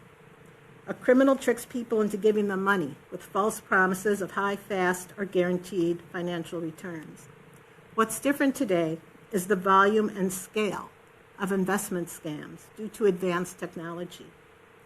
The tools used to perpetrate scams are more sophisticated. They are more likely to involve cryptocurrency. They are more likely to be initiated through social media, and the amount of losses are vastly more significant. So why do scammers seem to prefer using crypto in their schemes? 3 reasons. First, the transactions are permanent. You can't pull back once you click the button, unlike credit charges or wires. And it's fast. It may take only 10 minutes to an hour to complete a Bitcoin transaction. By comparison, domestic wires take hours and international wires 1 to 5 days. Checks clear in 2 to 7 business days. And third, anonymity. Scammers can use digital wallets without disclosing their identity. Through tracing tools, sometimes we can track the flow of the crypto transactions, but when the wallet is unhosted, we can't identify who the people are. So if you send digital assets to a scammer's wallet, the funds cross international borders in minutes and vanish, leaving victims with almost no way to reverse the charge or trace the true identity of the thief.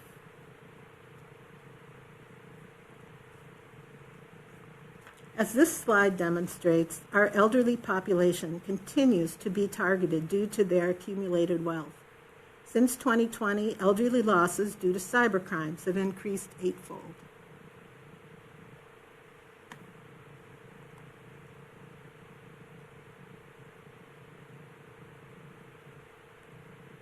In 2025, most of the losses sustained by the elderly in our country involved crypto and investment scams.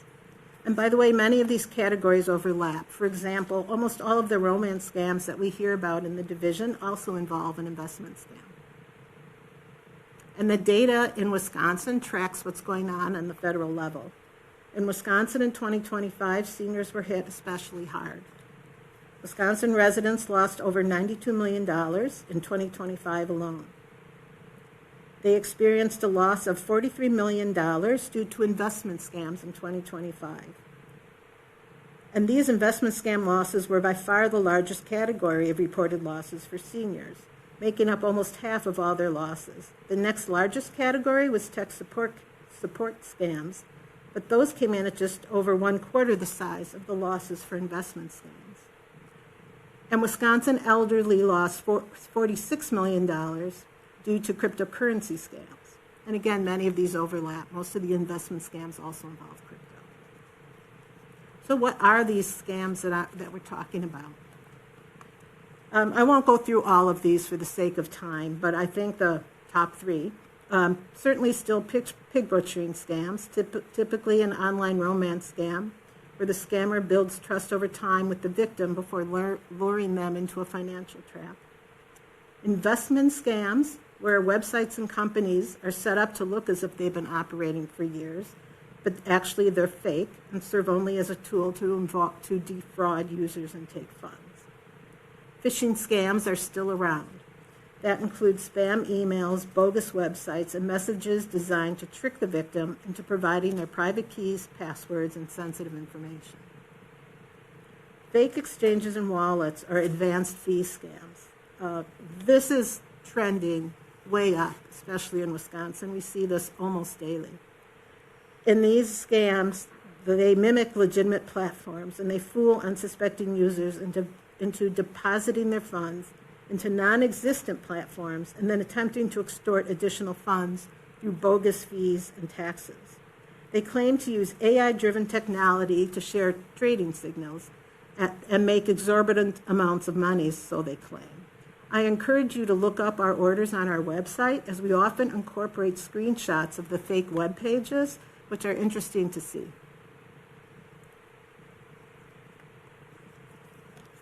Our scam tracker was launched in July of 2024 as an educational tool to inform the public about the nature of the complaints we've been receiving.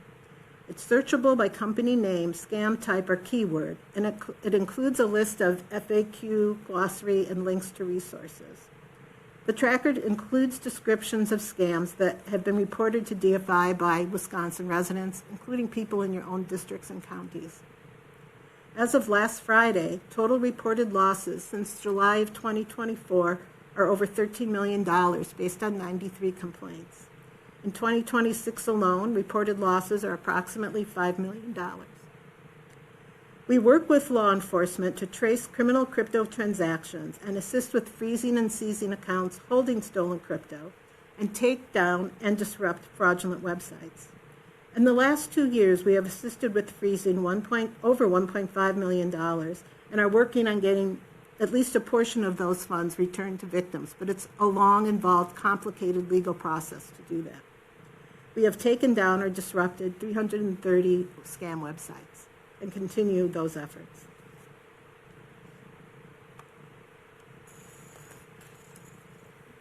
Thanks, Robin. Hello, everyone. Our thanks to Chair Staff Schultz, Vice Chair Gustafson, and the other members of the committee for inviting DFI to contribute to the study committee's efforts to advance all of our understanding on a really complex set of issues. You all have already received a lot of information from Professor Glazer on the more technical operations side, and then now heard from Attorney Jacobs on how the Division of Securities generally goes about its work and the trends it's seeing for Wisconsin investors and constituents. Now, if I do my job right, I am going to attempt to bring those two parts together and provide as much of an objective view as I can to outline the reasons that the department would generally be concerned about efforts to diminish existing protections for Wisconsin investors. And to do that, we first need some additional context about the financial fraud that Ms. Jacobs had mentioned as it relates both to the crypto industry and the broader financial services industry of which it's a part. So here's where we start, a couple of questions to sort of set the table. So the first piece of context I'll see, not sure how legible that will be to everyone, but this is annual cryptocurrency scam losses by year. This is provided by Chainalysis, which is one of the preeminent analytics companies that analyze crypto trends, crypto movement, crypto products, and they provide a host of services, including tracing abilities, which we use to see the flow of funds, primarily for scam transactions, to see if we can find where it went and try to get it back. So based on their report for the calendar year 2025, they have estimated that there was $14 billion in known, and this is sort of a time range, so they also projected additional amounts that they sort of discover as the year goes on, up to $17 billion in scam losses relating to cryptocurrency transactions. And this should not be confused with crime levels overall in cryptocurrency, which Chainalysis measured for that year alone to be in excess of $154 billion. These are roughly consistent with reporting figures from the FBI, where they probably are the largest single database of complaints received for investment and other fraud types.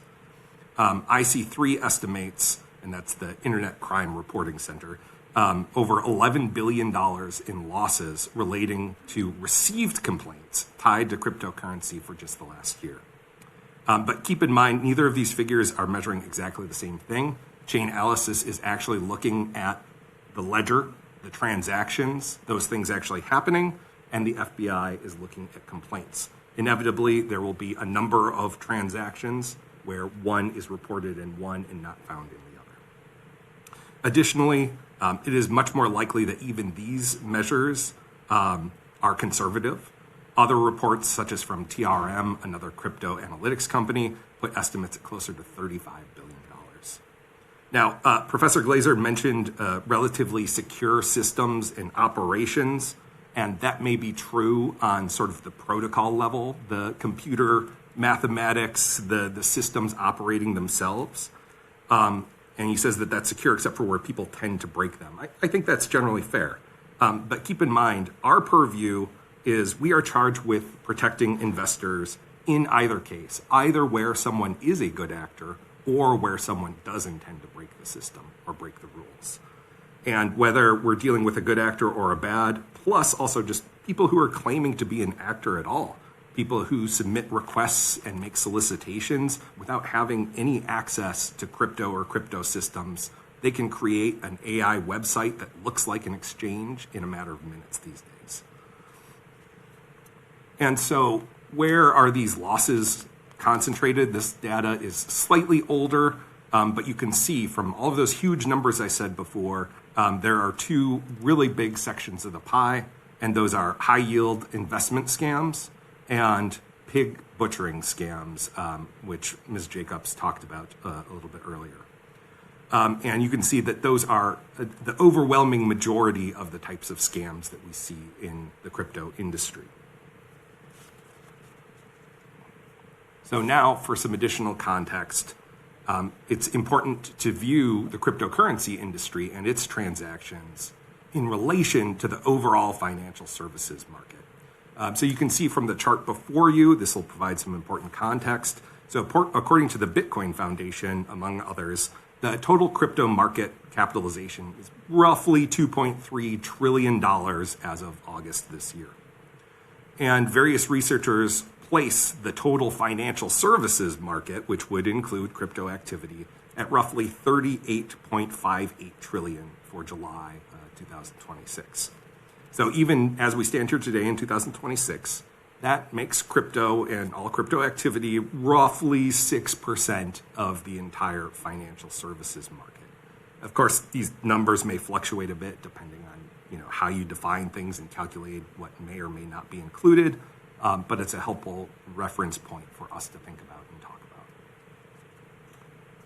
So now we can compare that size, that relative size, to the relative proportion of fraud activity in investment scams.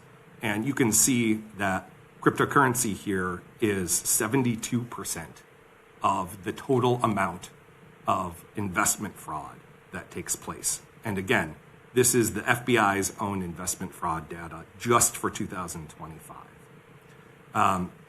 So 6% of the total market, but involved in 72% of investment fraud. Additionally, that report stated that crypto accounted for more than 50% of all online scam complaints. So again, 6% of the market, 50% of the complaints. Again, that's despite constituting that 6%.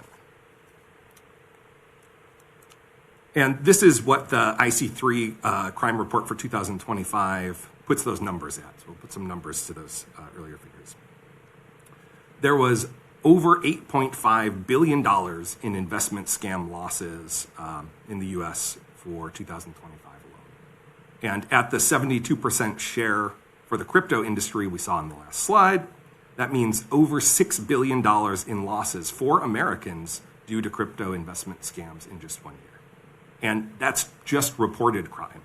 According to survey data from the Bureau of Justice Statistics and others, only 14% or so of fraud victims actually report to law enforcement. Various reasons, they're very embarrassed.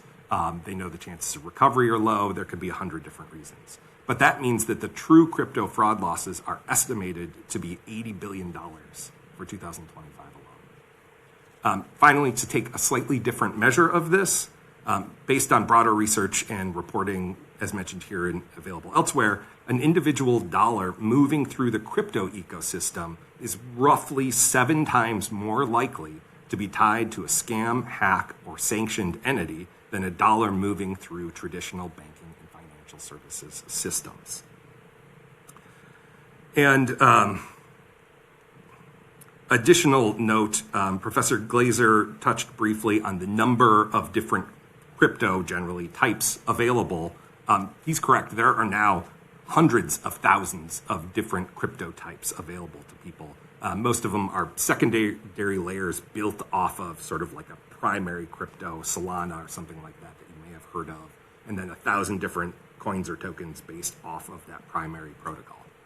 But the vast majority of those have failed. There's no liquidity for them, there's no market interest in them, and any holdings that you may have in them have no value. So before we move on to talk about staking in a little more detail, I want to address a few other notes on items that are potentially of interest to the committee members. That was kind of the 30,000-foot overview for why the concerns of the division, apply to the holding on to the protections that we already have for investors, including in this area. So before I talk about any of these more specific issues, I want to be slightly careful for reasons you can all probably appreciate. And I want to give a sort of disclaimer that we're not going to be able to comment on any particular product, particular business, person, or any pending matter that the division may or may not be investigating or pursuing. That being said, we can still say generally that enacting carve-outs based on the novelty or complexity of a product or technology is not consistent with the goals, history, or spirit of laws aimed at protecting the investing public. For the reasons stated in detail in our February 2nd, 2026 statement in opposition to Assembly Bill 892, and we'd be happy to provide that, the application of Wisconsin securities laws to innovative financial products is nothing new. Wisconsin Chapter 551 applies a broad and flexible framework to consider each offering according to its own particular characteristics, especially where, as we have seen over the last several slides, A particular industry or technology is associated with some heightened risks when compared to similar products from other market segments, we see no reason to create additional risks for Wisconsin constituents by removing existing protections. As to the potential for updates to the UCC for policy issues relating to crypto assets, I regret to say that we at DFI are not terribly well positioned to be able to speak authoritatively on this. Our overlap with the UCC is overwhelmingly administrative, and we would suggest that there are likely active members of the State Bar Association who are much better suited to speak on the UCC policy issues if that's an issue of additional interest to the committee. Regarding various efforts to encourage engagement between agencies and constituents or small businesses, or to foster innovation broadly, if properly constructed, those can be a welcome tool in the tool belt to maintaining a robust and well-functioning local market. But we are also aware anecdotally that some other states with like pilot programs and the like have seen them go largely unused. So again, carefully crafted can be a useful tool. Finally, we don't have much to say on the possibility of the federal legislation, the Clarity Act in this area, other than the obvious point that uncertainty there at the federal level also creates some uncertainty for us at the state level and for making policy decisions. So now turning more towards staking directly, a few key questions we'll look at. How much do staking services vary, and in what ways do they tend to look more or less like securities? So first important thing to note, all of this staking process, all these staking operations, there's a whole spectrum of them. They include, as Professor Glazer laid out well before, and I won't dwell on too much, what solo home staking looks like. So an individual person operating their own system to engage in staking and obtain rewards for that validation process. Then there's like true software or staking as a service, which is like a bespoke staking. So you go to someone, you say, hi, I have 32 ETH. I don't know what I'm doing. I'm not good at computers. Help me stake this and we can share in some of the rewards. And they will actually just set up that system for you. But it is all your currency. And how you pay them is between you two. Then there's DeFi pooled staking, which is the liquidity kind of staking that Professor Glazer referred to. So that's a number of people who may either do it themselves, but they're pooling their assets, or they may hire someone else to do it, and what that looks like can be really varied. And then there's sort of what I refer to as centralized finance scalable staking. So big, complex operations. Sometimes they have their own staked as well, but oftentimes they're just receiving the vast majority from others, from customers, and the cost to add on an additional amount of ETH into their own operations is pretty negligible. So also of note, the department does want to make clear that there is no prohibition on staking services in Wisconsin. The prohibition is on offering a security that is unregistered and not exempted under the current securities framework. And this treatment of staking services is no different than any other financial offering that the division would review. I won't spend a lot of time on this. Again, Professor Glazer covered it pretty well. But for reference, this is an example of what you might encounter attempting to engage in ETH solo home staking. So again, minimum required 32. You have to have a lot of advanced knowledge and gear to do this. By public reporting, the trailing 30-day annual percentage yield as of August 13th, when I put this note in, was about 2.6%, which is not a super high annualized percentage yield. That's about $130 a month on a $60,000 minimum stake, and not even including the specialized gear that you would have to implement. So by public report again, first year return for a new solo staker is frequently negative. And that being said, though, a new solo staker can leverage compounding returns. So as they earn rewards, they can put that back into the system. So the next time they get a reward, it can be bigger. so they can leverage that compounding return to make things a little better on the numbers for the first few years and after that. So then, how do we differentiate that solo home staking from these sort of scalable staking services that third parties provide? So here's a number of differences, and some use others. Maybe some of them even use all of them, but these are some of the core ways that they can be different. So one, they can pool or they cannot pool. Again, you can say you have to sign up for our service and bring 32 ETH in, or you can say you can have a minimum of $1 and we'll take that $1, pool it with everybody else's, with 60,000 other people maybe, and then you can have the 32 ETH necessary together to be able to operate a node and participate here in the actual validation. Maybe they assume custody of the assets, and maybe there's even conversion rights. We saw this more often in sort of the crypto winter era, where people who were signing up for third-party exchange services were actually allowing the custodian to sell or trade that asset. So there wasn't even an asset that they held that referenced or related to what the customer was bringing in. And then there's a whole host of other sort of decisions that a staking service can decide to make in how to, collect these pooled assets, how to distribute them, what fees to charge, how they're going to go about their approval processes for actually validating transactions, and we'll get into the details of some of this. They can create liquidity reserves. So they say, okay, Ethereum has a wait time for you to remove your assets from staking. They can say, we're going to eliminate that for you. Unlike the protocol itself, if you were to do this yourself, you would have to wait sometimes weeks, sometimes days to get your Ethereum back. But they can say, we'll keep some Ethereum that's free and liquid, so as soon as you want out, you can get out. And then they may also do things like assume governance rights. So when you're participating in staking, this allows you to vote on all of those proposals for how Ethereum is going to change over time.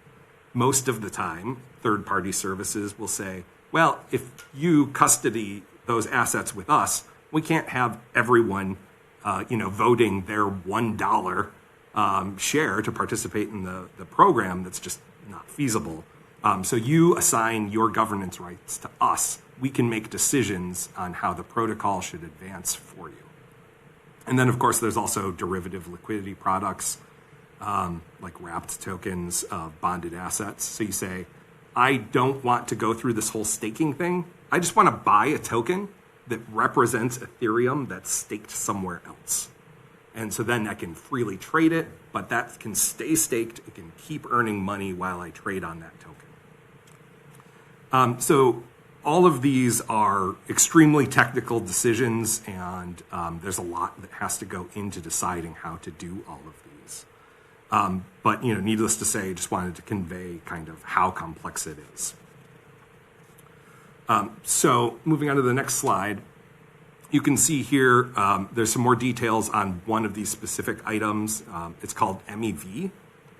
So this is very technical, but I'll try and convey a high-level overview of what this is and how it implies concentration and other risks in the system itself. So MEV stands for maximum extractable value. So basically, to boil it down, you can say this is a process by which those who are ordering those transactions to go into that block, to go into that ledger, to be immutable for all time, this is a way for them to order those transactions in a way to seek profit beyond the standard rewards and gas fees that the protocol provides. So to do that, they engage in a series of efforts, including arbitrage, lending platform liquidations, and prioritizing sequences of transactions from the mempool. Now, the mempool is where all these proposed transactions wait. So somebody says, I want to transfer X ETH to this other address. Well, before it gets approved, it sits somewhere, waiting to be approved. That's in the mempool. So during each epoch, all of these transactions sit there and they wait for someone to say, okay, we'll take transaction A, transaction B, transaction C. We'll propose those as part of the block, and then it goes through the approval process.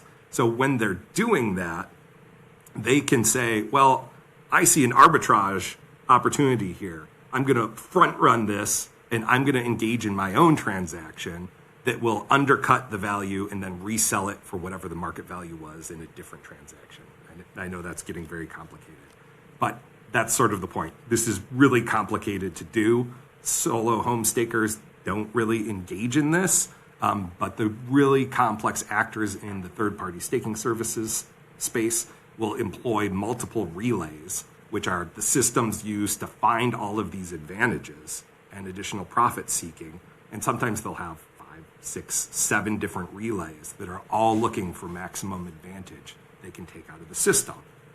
So while that's good for those participating in creating and ordering those transactions, it's generally bad and imposes arbitrary external costs on others who participate in the system, including those engaging in those swaps, more likely to be retail customers, and liquidity providers. And it also poses some systemic risks. So those come primarily in 2 forms. So one, there's kind of a consensus security risk.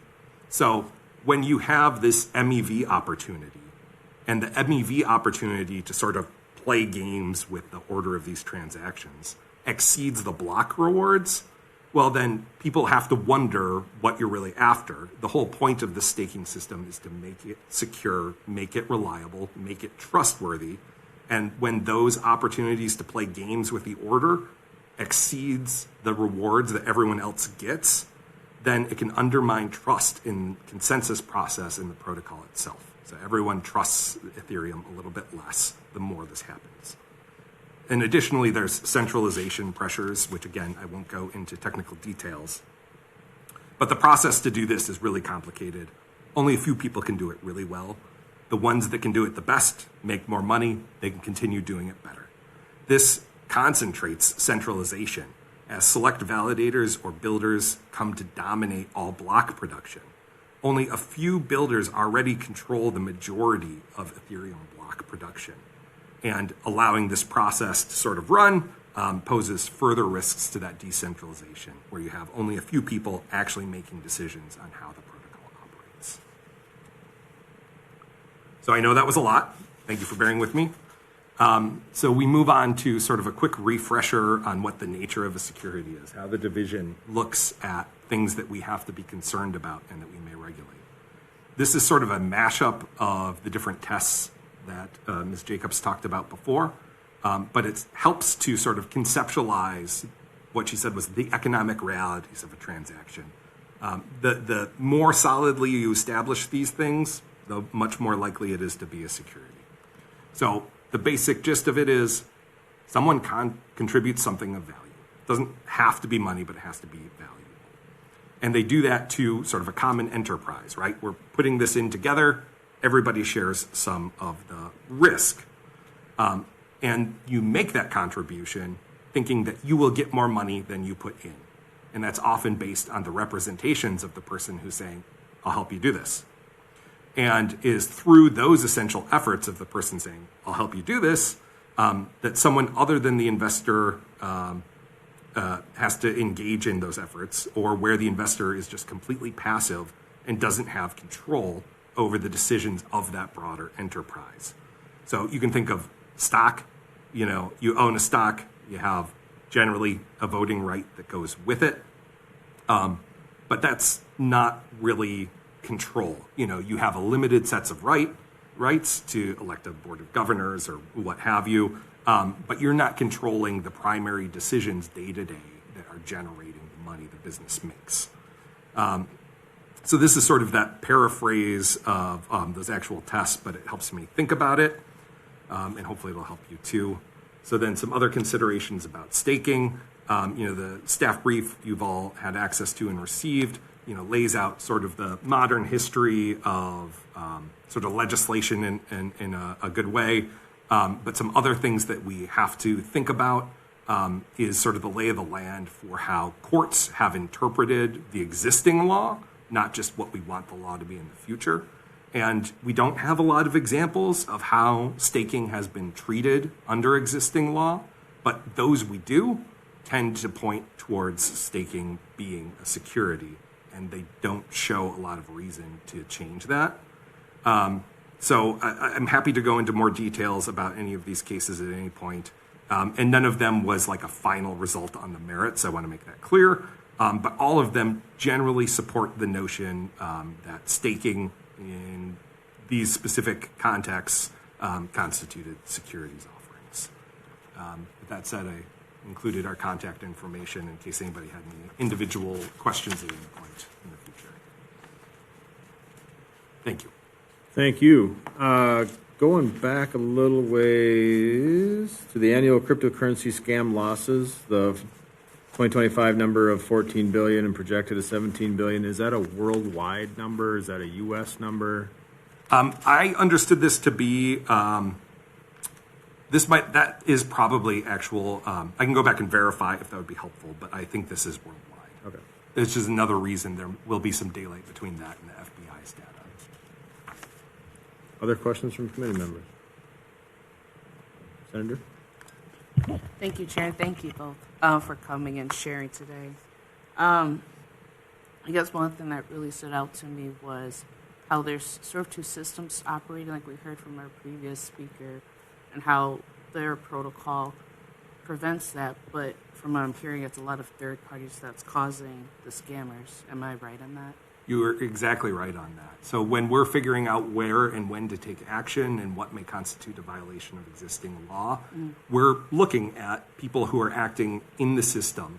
And, those actual ledger transactions, they're pretty reliable. It is difficult, to Professor Glazer's point, to, sort of cheat the system in that way, reliably especially. But what we deal with a lot is people who are not good actors and who are going to pretend to have assets they don't have, pretend to have experience they don't have, and use those to solicit investments from other people. So if a security gets taken out of, or if a cryptocurrency gets taken out of the definition of a security, depending on how that's done, we wouldn't have any right to look at the people who are just saying that they are offering a cryptocurrency transaction, even if it's completely illegitimate.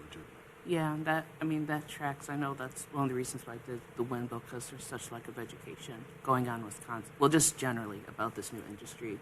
I guess my other question sort of goes, and I'm not sure if you guys were involved in this or not, but I know a couple of years ago, SWIB did have investments in Bitcoin through our ETF.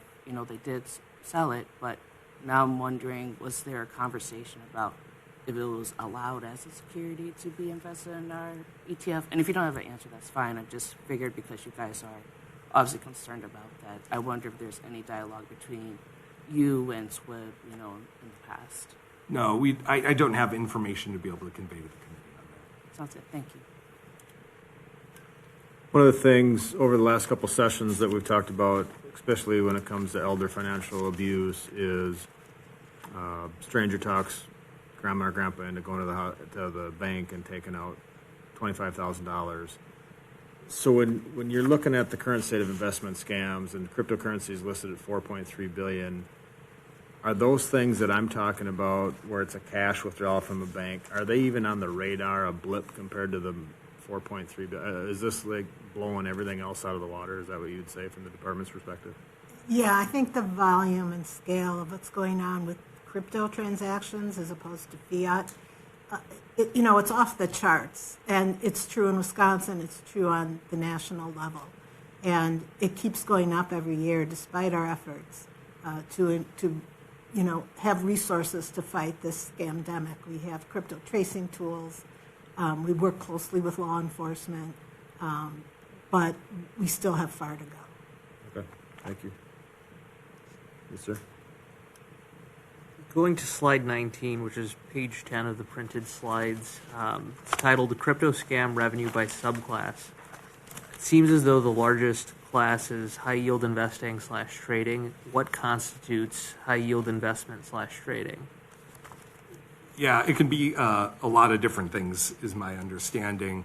But most of that is anything you could think of, I guess, conceptually, someone promising higher returns, higher yields than what would feasibly be able to be, sort of accomplished. So we see a lot of variations of this, but someone might say, give your money to me, I will invest this, and I will guarantee you 15, 16, 20, whatever percent rate of return. That would be in a short amount of time. Sometimes, annualized yields 1,200, 1,600, but just things that are not able to be accomplished, that there's no reasonable basis for them making that offer. Any other questions for me, Mr. Sponda? On that, if we could segue off of that, with respect to the next slide about cryptocurrency, 94% of the industry, is there any data or research on if it's within Bitcoin or Ethereum and the 1,000 other fake coins out there? Are you talking about, scam activity or just overall industry? To me, it seems like it's people setting up phishing, sending emails to elderly, setting up some platform where they're taking money away versus, I would say, more legitimate Bitcoin and Ethereum. Yeah. Is there anything that of that 94% might be fraud with Ethereum or Bitcoin versus all the other ones? Does that make sense? I sort of understand what you're saying. Yeah. So the more that traditional financial systems and cryptocurrency financial market players interact and have overlap, the more you might see that sort of bleeding over. We see a lot of, with the kiosk legislation, which we consider a great accomplishment, was sort of the fiat converting into cryptocurrency. So that's kind of an example of what you're getting at. But if we had to break it down further within the cryptocurrency industry, we have seen a trend towards an outsized participation, not participation, that's wrong, but more transaction volume coming through stable coins than Ethereum or Bitcoin recently. That's a fairly notable recent change nationally. I don't have any figures for Wisconsin in particular, but I'm guessing it would hold true. Yeah, and I think the reason the scammers want to have the reliability of value of a stable coin as opposed to some of the other coins that go up and down. They're quite volatile. One more quick one, yep. This is just a logistical one because I know you shared a lot of graphs and data, and I was trying to write the places where you found them. If you could share that, I think, with the committee, I would really appreciate it. Thank you. Sounds good. With that, we are... Oh, sorry. Go ahead, Jen. Just one quick question on where liability lies during all of that. So we talk about it being a crypto scam, but does liability lie with the consumer? Does it lie with the transaction that transition the money from fiat to crypto? Right. Where does that follow in what you're seeing in the fraud? By liability, are you asking who's experiencing the loss or who is responsible? Yeah, where does the loss live? Because that is a real value to the consumer or the businesses getting involved. Well, the consumers are certainly experiencing the loss. And honestly, the cases that we see are many elderly people who have spent a lifetime accumulating their wealth and they lose it in a few seconds. And it's heartbreaking. So definitely Wisconsin residents, your constituents, are experiencing the loss. I think, an important question that we need to face as a society is who's experiencing the profit. It's not just the bad actors. It is all the third parties who enable the communications, the fraud websites, to be on our computers. Who's enabling that? Who's enabling false representations on Insta and Facebook and LinkedIn? Who's enabling the electronic communications? Until we get all of the participants involved and incentivized to find solutions, we are going to have a hard road ahead. I think, and maybe I'll be more direct than Jenny, but so if our credit unions and our banks help facilitate a transaction through their institution, there's not currently a statute that they would be liable for the loss of money that a consumer takes on, correct? Correct. Thank you. With that, I think we'll break for lunch. We are 25 minutes behind schedule, so I'm going to shorten our lunch from an hour to 45 minutes. We'll be back here at 10 after. Thank you, everybody.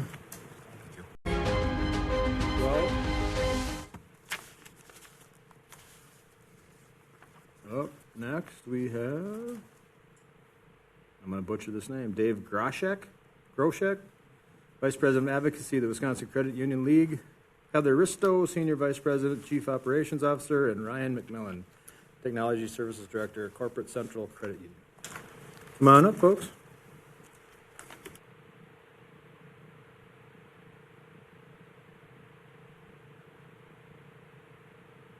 Welcome. Thank you. Depending on where you are in my family, you say one, and some people. I think I did it last time too. I saw yeah, it. Groshek is we're all. Yeah. I respond to both, so we're okay.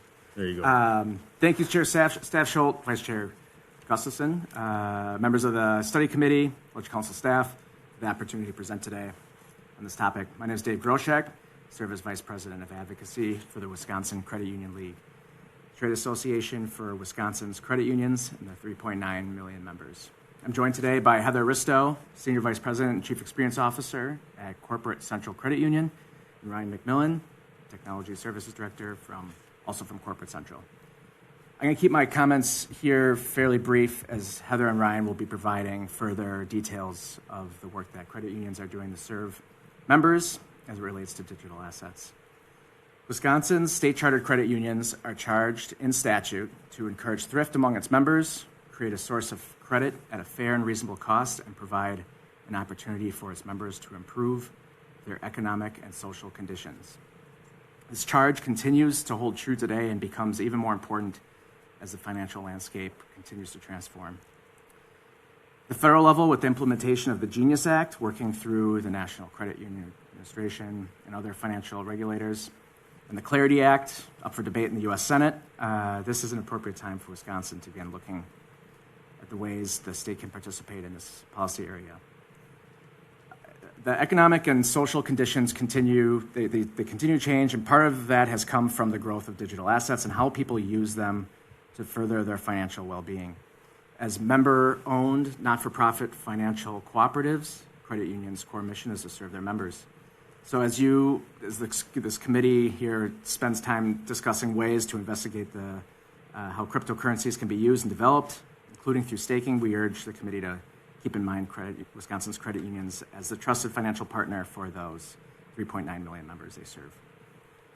Any legislation recommended by the committee should protect credit union members from bad actors who commit fraud, while also continuing to allow for the meaningful enforcement of fraudulent activity with the appropriate consequences as well. Additionally, I know that there's the charge the committee is around staking, but as you look at other areas around cryptocurrency, issues that the state can address, any legislation recommended by the committee should also enable credit unions to provide their members with digital currency services, if they choose to, while effectively complying with any applicable state laws. On behalf of Wisconsin Credit Unions, I'll pass it over to Heather and Ryan from here, and we'll address any further questions later as well. Yeah, thank you for having us. Again, Heather Risto, I'm a Chief Experience Officer at Corporate Central Credit Union. We're based out of Muskego, Wisconsin, but we are nationwide. Corporate credit union, if you're not familiar, just to give you a bit of background, is a credit union for credit unions, so similar to that of a banker's bank. So we provide a lot of infrastructure, liquidity, management services to credit unions throughout the state of Wisconsin and, again, nationwide. So for us, our members are not, individual members at a constituent level. They are your credit unions that are serving the communities that, all of our legislators are governing. And so for Corporate Central, we provide that infrastructure, all types of payments rails when you think of wires, ACH, now instant payments, and newly emerging technologies and payments like stablecoin and tokenized deposits. So we already move a very significant amount of money throughout the ecosystem and have done so for decades, which is why it makes sense for us to really put our education resources into the emerging technology that comes with payment space, which is I think why Dave invited us today. we're very in tune with what's happening in stablecoin and the kind of governmental side that goes along with it. So on the credit union side, most credit unions really don't build new payment platforms or rails on their own. They use shared kind of technology like a corporate credit union or other means to kind of pool the resources together and allow for that kind of expertise to take place. And that's where we come in, where we build technology infrastructure and use a lot of that kind of power behind the scenes to really have that trusted, very regulated control. And when we look at the providers, we can help integrate, we evaluate, and then operate those services, again, in a trusted space. So when we look at why credit unions care and why they are wanting to have this impact in the crypto space, it's really for a couple reasons. One thing, just to point out from a statistics side, we have about nearly 4 in 10 credit union members that are already using crypto in some way, shape, or form, or have ownership of it. So our constituents in Wisconsin and for our membership, they're actively using it in some way, shape, or form, likely not through their credit union. So because they're already encountering this, they're likely going outside of some of those more traditionally governed entities that have to abide by certain requirements, maybe security protocols, which can be unsafe for a consumer. And as Dave pointed out, fraud is high on our list as individuals that want to protect the average consumer. So if our credit unions can't participate responsibly like that, members will continue to be pushed towards those external, maybe outliers that are available. So our interest, Corporate Central side, and of course the leagues, is not speculation, it's safety, transparency, how to kind of pool our resources together to have a smarter, better, faster, more trusted platform. And I'll let Ryan kind of speak to more on the technical side, but Corporate Central, as that credit union and technology provider, is in the process of building that out with our expertise. Thanks, Heather. Ryan McMillan, Director of Technology Services for Corporate Central Credit Union. And really to dovetail on that, from the technology side, our work is really focused on the infrastructure, not speculation. Credit unions are being asked to understand a fast-changing environment that includes stable coins, tokenized deposits, instant payments, digital wallets, custody models, compliance requirements, and of course, fraud controls, which my colleagues have mentioned. And most institutions don't have the scale or the resources to be able to evaluate and build all of that independently on their own. So at Corporate Central, we already help credit unions move money every day through payment, settlement, liquidity, and technology services because we sit kind of in that intersection. We tend to view digital assets less as a new asset class and more of a potential evolution of just how money moves throughout the financial system today. The most important thing happening today is not necessarily the creation of new forms of money, it's the creation of new ways to move money. Credit unions have successfully adapted through all of the major payments evolutions. If you think back from checks to ACH to debit cards, online banking, now mobile banking, and finally instant payments, which is kind of coming into its own as of now as well. We're evaluating all these digital asset technologies, and our focus is whether they can improve the speed, efficiency, transparency, security, and member service within a regulated and an insured financial institution. So our role at Corporate Central is to help simplify that process for credit unions. We're providing that shared technology and payment infrastructure rails, and we're evaluating how digital asset capabilities could be delivered in ways that preserve compliance visibility, maintain strong controls, and keep the credit union at the center of the member relationship. Our goal isn't to turn credit unions into crypto companies, far from it. Our goal is to help them understand emerging technologies and determine where they may create value for members. Now, while this committee's assignment is focused on staking, many credit unions today are spending more time evaluating payment, settlement, and member service use cases than staking itself. Now, how Wisconsin approaches staking is important to us because it will help signal how the state intends to treat digital asset activities more broadly. Credit unions are highly regulated and closely examined institutions. They need clear and consistent rules before they can responsibly evaluate opportunities in this space. The absence of clarity does not stop innovation. It simply pushes activity towards organizations that may be less accountable and less connected to the communities that they serve. Now, what excites us is not the cryptocurrency itself, it's the opportunity to make financial services better. If digital asset technologies become part of the next generation of payment infrastructure, we want Wisconsin credit unions to be prepared to participate safely, responsibly, and competitively so members can continue working with institutions that they already know and trust.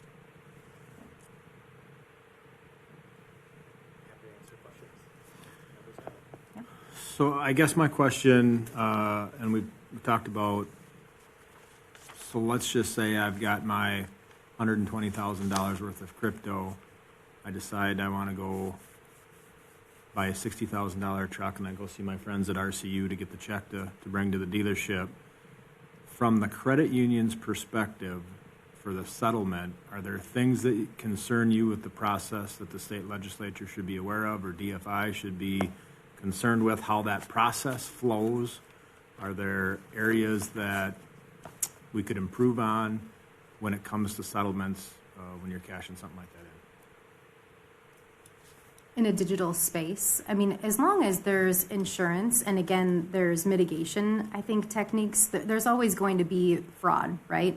But having mitigation, I think, is probably the most key part, which, you know, there's very little experience with that in the crypto world. There's some, but not in the space of, you know, funding loans necessarily. But that is one of the bigger use cases for something like a tokenized deposit, is having this relationship from one endpoint to a dealership, and to be able to exchange that real time and on chain is really attractive and likely more secure than checks too today. Okay.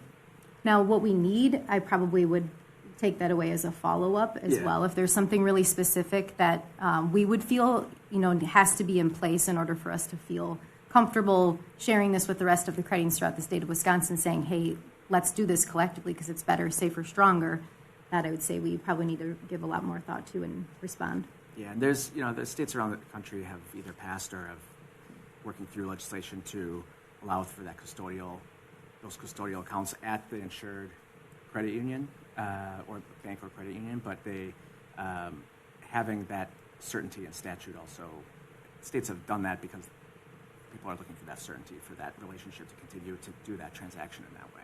Okay. I think that's something that the committee can look at. Questions from committee? Seeing none, I think you get off easy. Okay. We're always a resource if you do have questions that come up, since it's a hot topic. Super. Thank you. Thank you. Up next, we have Chris Borgerding, Vice President, Government Relations, Wisconsin Bankers Association.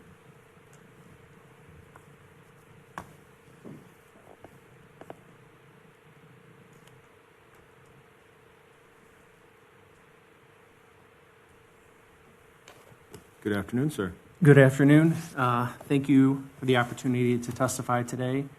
I'm sure there's nowhere you'd rather be on a nice summer day, so we appreciate your interest and your time.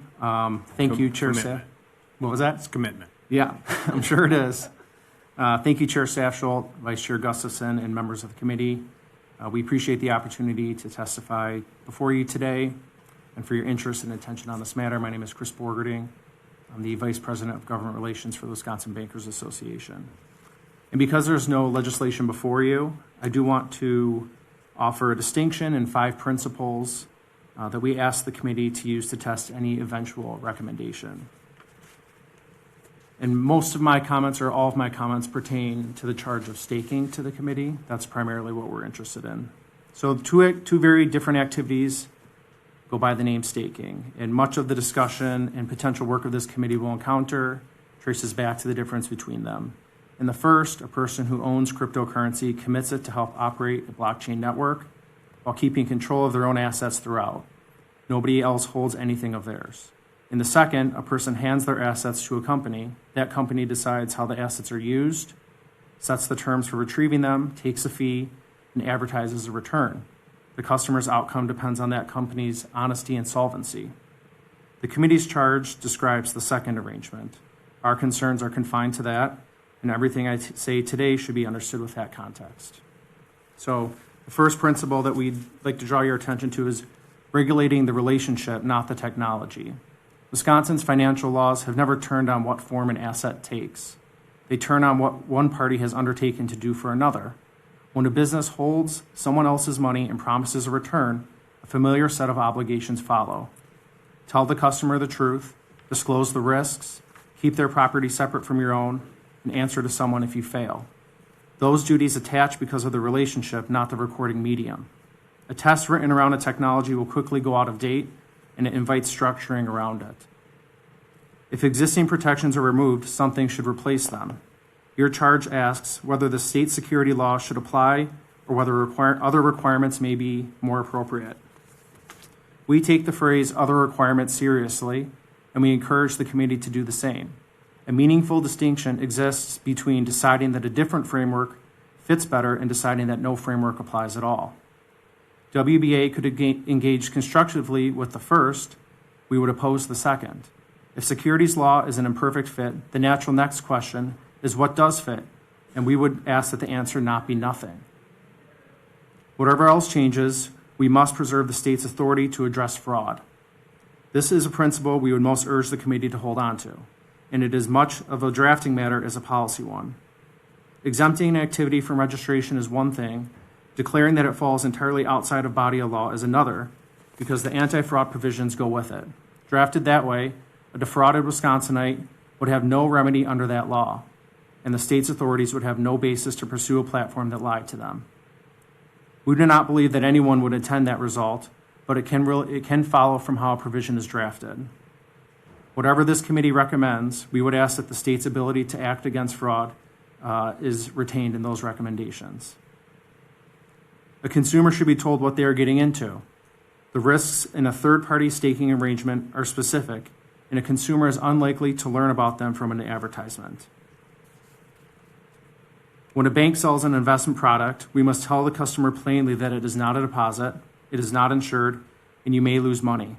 A platform advertising a comparable yield operates under no such requirement. We would ask whether any recommendation narrows that gap or widens it. And then finally, watch what happens at the federal level. The committee will hear that federal authorities have resolved these questions. The picture is less settled than that. What exists is a staff-level guidance that reversed the agency's earlier position and can be revised again. It is not a rule and not a statute. Meanwhile, Congress is working on legislation to govern this market, and the drafts under discussion draw considerably narrower lines than some state proposals have. And here's what we're not asking for. We're not asking for the committee to recommend prohibiting anything. Nothing in current law prevents a Wisconsin resident from acquiring cryptocurrency, holding it, or staking assets that they control themselves, and we are not seeking to change that. We're also not opposed to this technology. Like credit unions, our members are interested in it. We know that this technology is not going away, so we're looking for responsible ways to adapt to it while protecting your constituents and our customers. The question before this committee is not whether Wisconsinites should be able to participate in this technology. They can today. It is whether a business that holds a Wisconsinite's consumer assets and promises them a return should have to answer to anybody. Wisconsin has long answered yes for as long as it has regulated financial services, regardless of the form that asset takes. We would ask that the committee keep that answer intact, whatever framework it recommends. Thank you for the time. Any questions from committee? Thank you, sir. Thank you.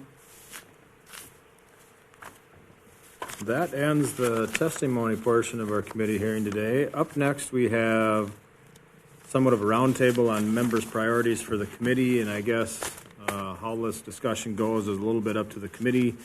I'll kind of set it off, and if people want to add in, fine. If they don't, you certainly don't have to. I guess from my perspective as both the chair of this committee as well as the chair of the Banking Financial Institutions Committee in the Senate, one of the things, somebody asked me one time, being in the legislature, what keeps you up at night? My answer is the unintended consequences of something that was really well intended.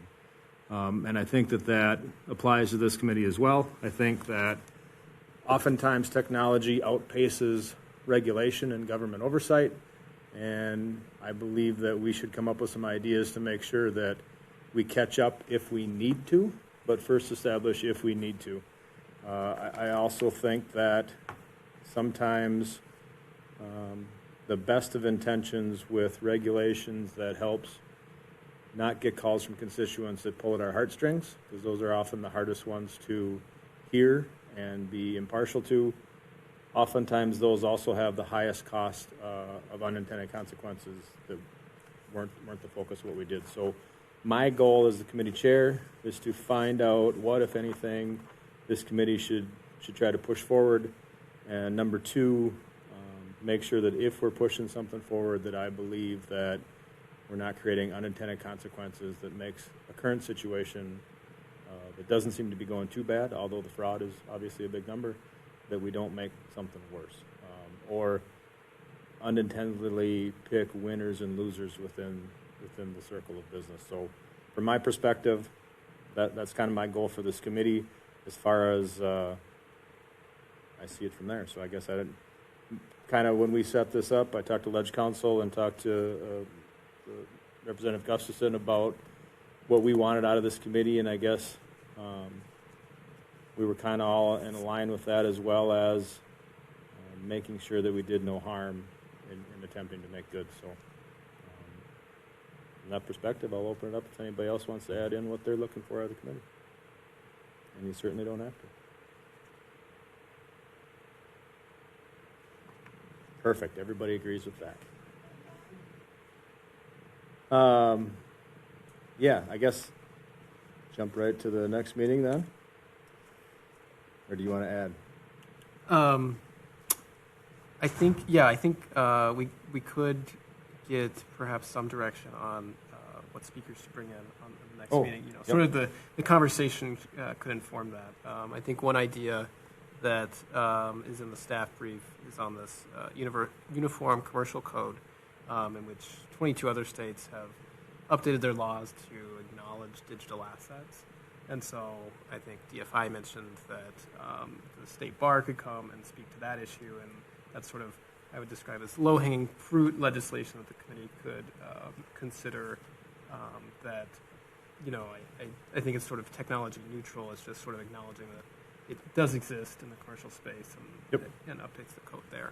Yeah, and I guess I meant to speak to that when we started this morning about my vision for the two meetings that we have on the books now, today and the one in October. Was I fully admit that I have a low level of expertise when it comes to crypto and staking, and so I wanted to focus this particular hearing with general information, definitions, gathering information. The next one would be more of idea generation of what we're looking to do, what are people's ideas, that things that need to be addressed or need to be done. But I really wanted to focus today a little bit more on general information. I think, you know, I don't think I'm alone. Maybe I am, but I think the general public has a limited knowledge, certainly compared to the professor back there, on what all the definitions and the ramifications of crypto are. So I wanted to make sure we had informational to some extent today, and then more of an action-based the next one. So as far as speakers we'll bring into that, I guess I'd be interested in that, talking about those kind of folks and seeing what kind of ideas they have and things that need to be done. And again, we'll weigh that out against unintended consequences. So we'll go from that. The other direction that, you know, with the Genius Act and the stablecoin sort of becoming sort of a federally acknowledged, you know, having a federal framework there, that could be another area where we could have some testimony and consider sort of what the landscape for state role is as well. Yep, and I know you talked earlier that you thought perhaps there could be a adoption of some form of the Clarity Act, and Mr. Swanda and I talked about the Clarity Act of some form, so I think depending on how that plays out, that could have a different role in our next hearing as well. So yeah, I'm open to that. To be honest with you, if any of the folks out there or people that are listening at home at Wisconsin Eye or committee members, by all means, if you have ideas and maybe not even specific speakers, but topics that you want to share with us, you can reach out to me or Patrick, and we can try to incorporate that if possible, if it works in. So she's going to call you. I can see her already. All right. Anything else for the roundtable discussion? Otherwise, that next meeting, just for those of you that are planning your calendars and want to make sure that you get it in there to join us, is October 15th in room 411 South. I don't know if we have a time for that yet, do we? Is it 10 again? Likely 10, yeah. Likely 10. Yep. All right. With that, I believe our committee is adjourned for the day. Thank you. You have been watching a production of Wisconsin Eye, your unfiltered window into legislative deliberations and public policy programming, where our mission is to provide Wisconsinites an opportunity to access the legislative process and connect with conversations that inform our citizenry. Please consider supporting our mission, and thank you for watching. Wisconsin Eye, policy made public.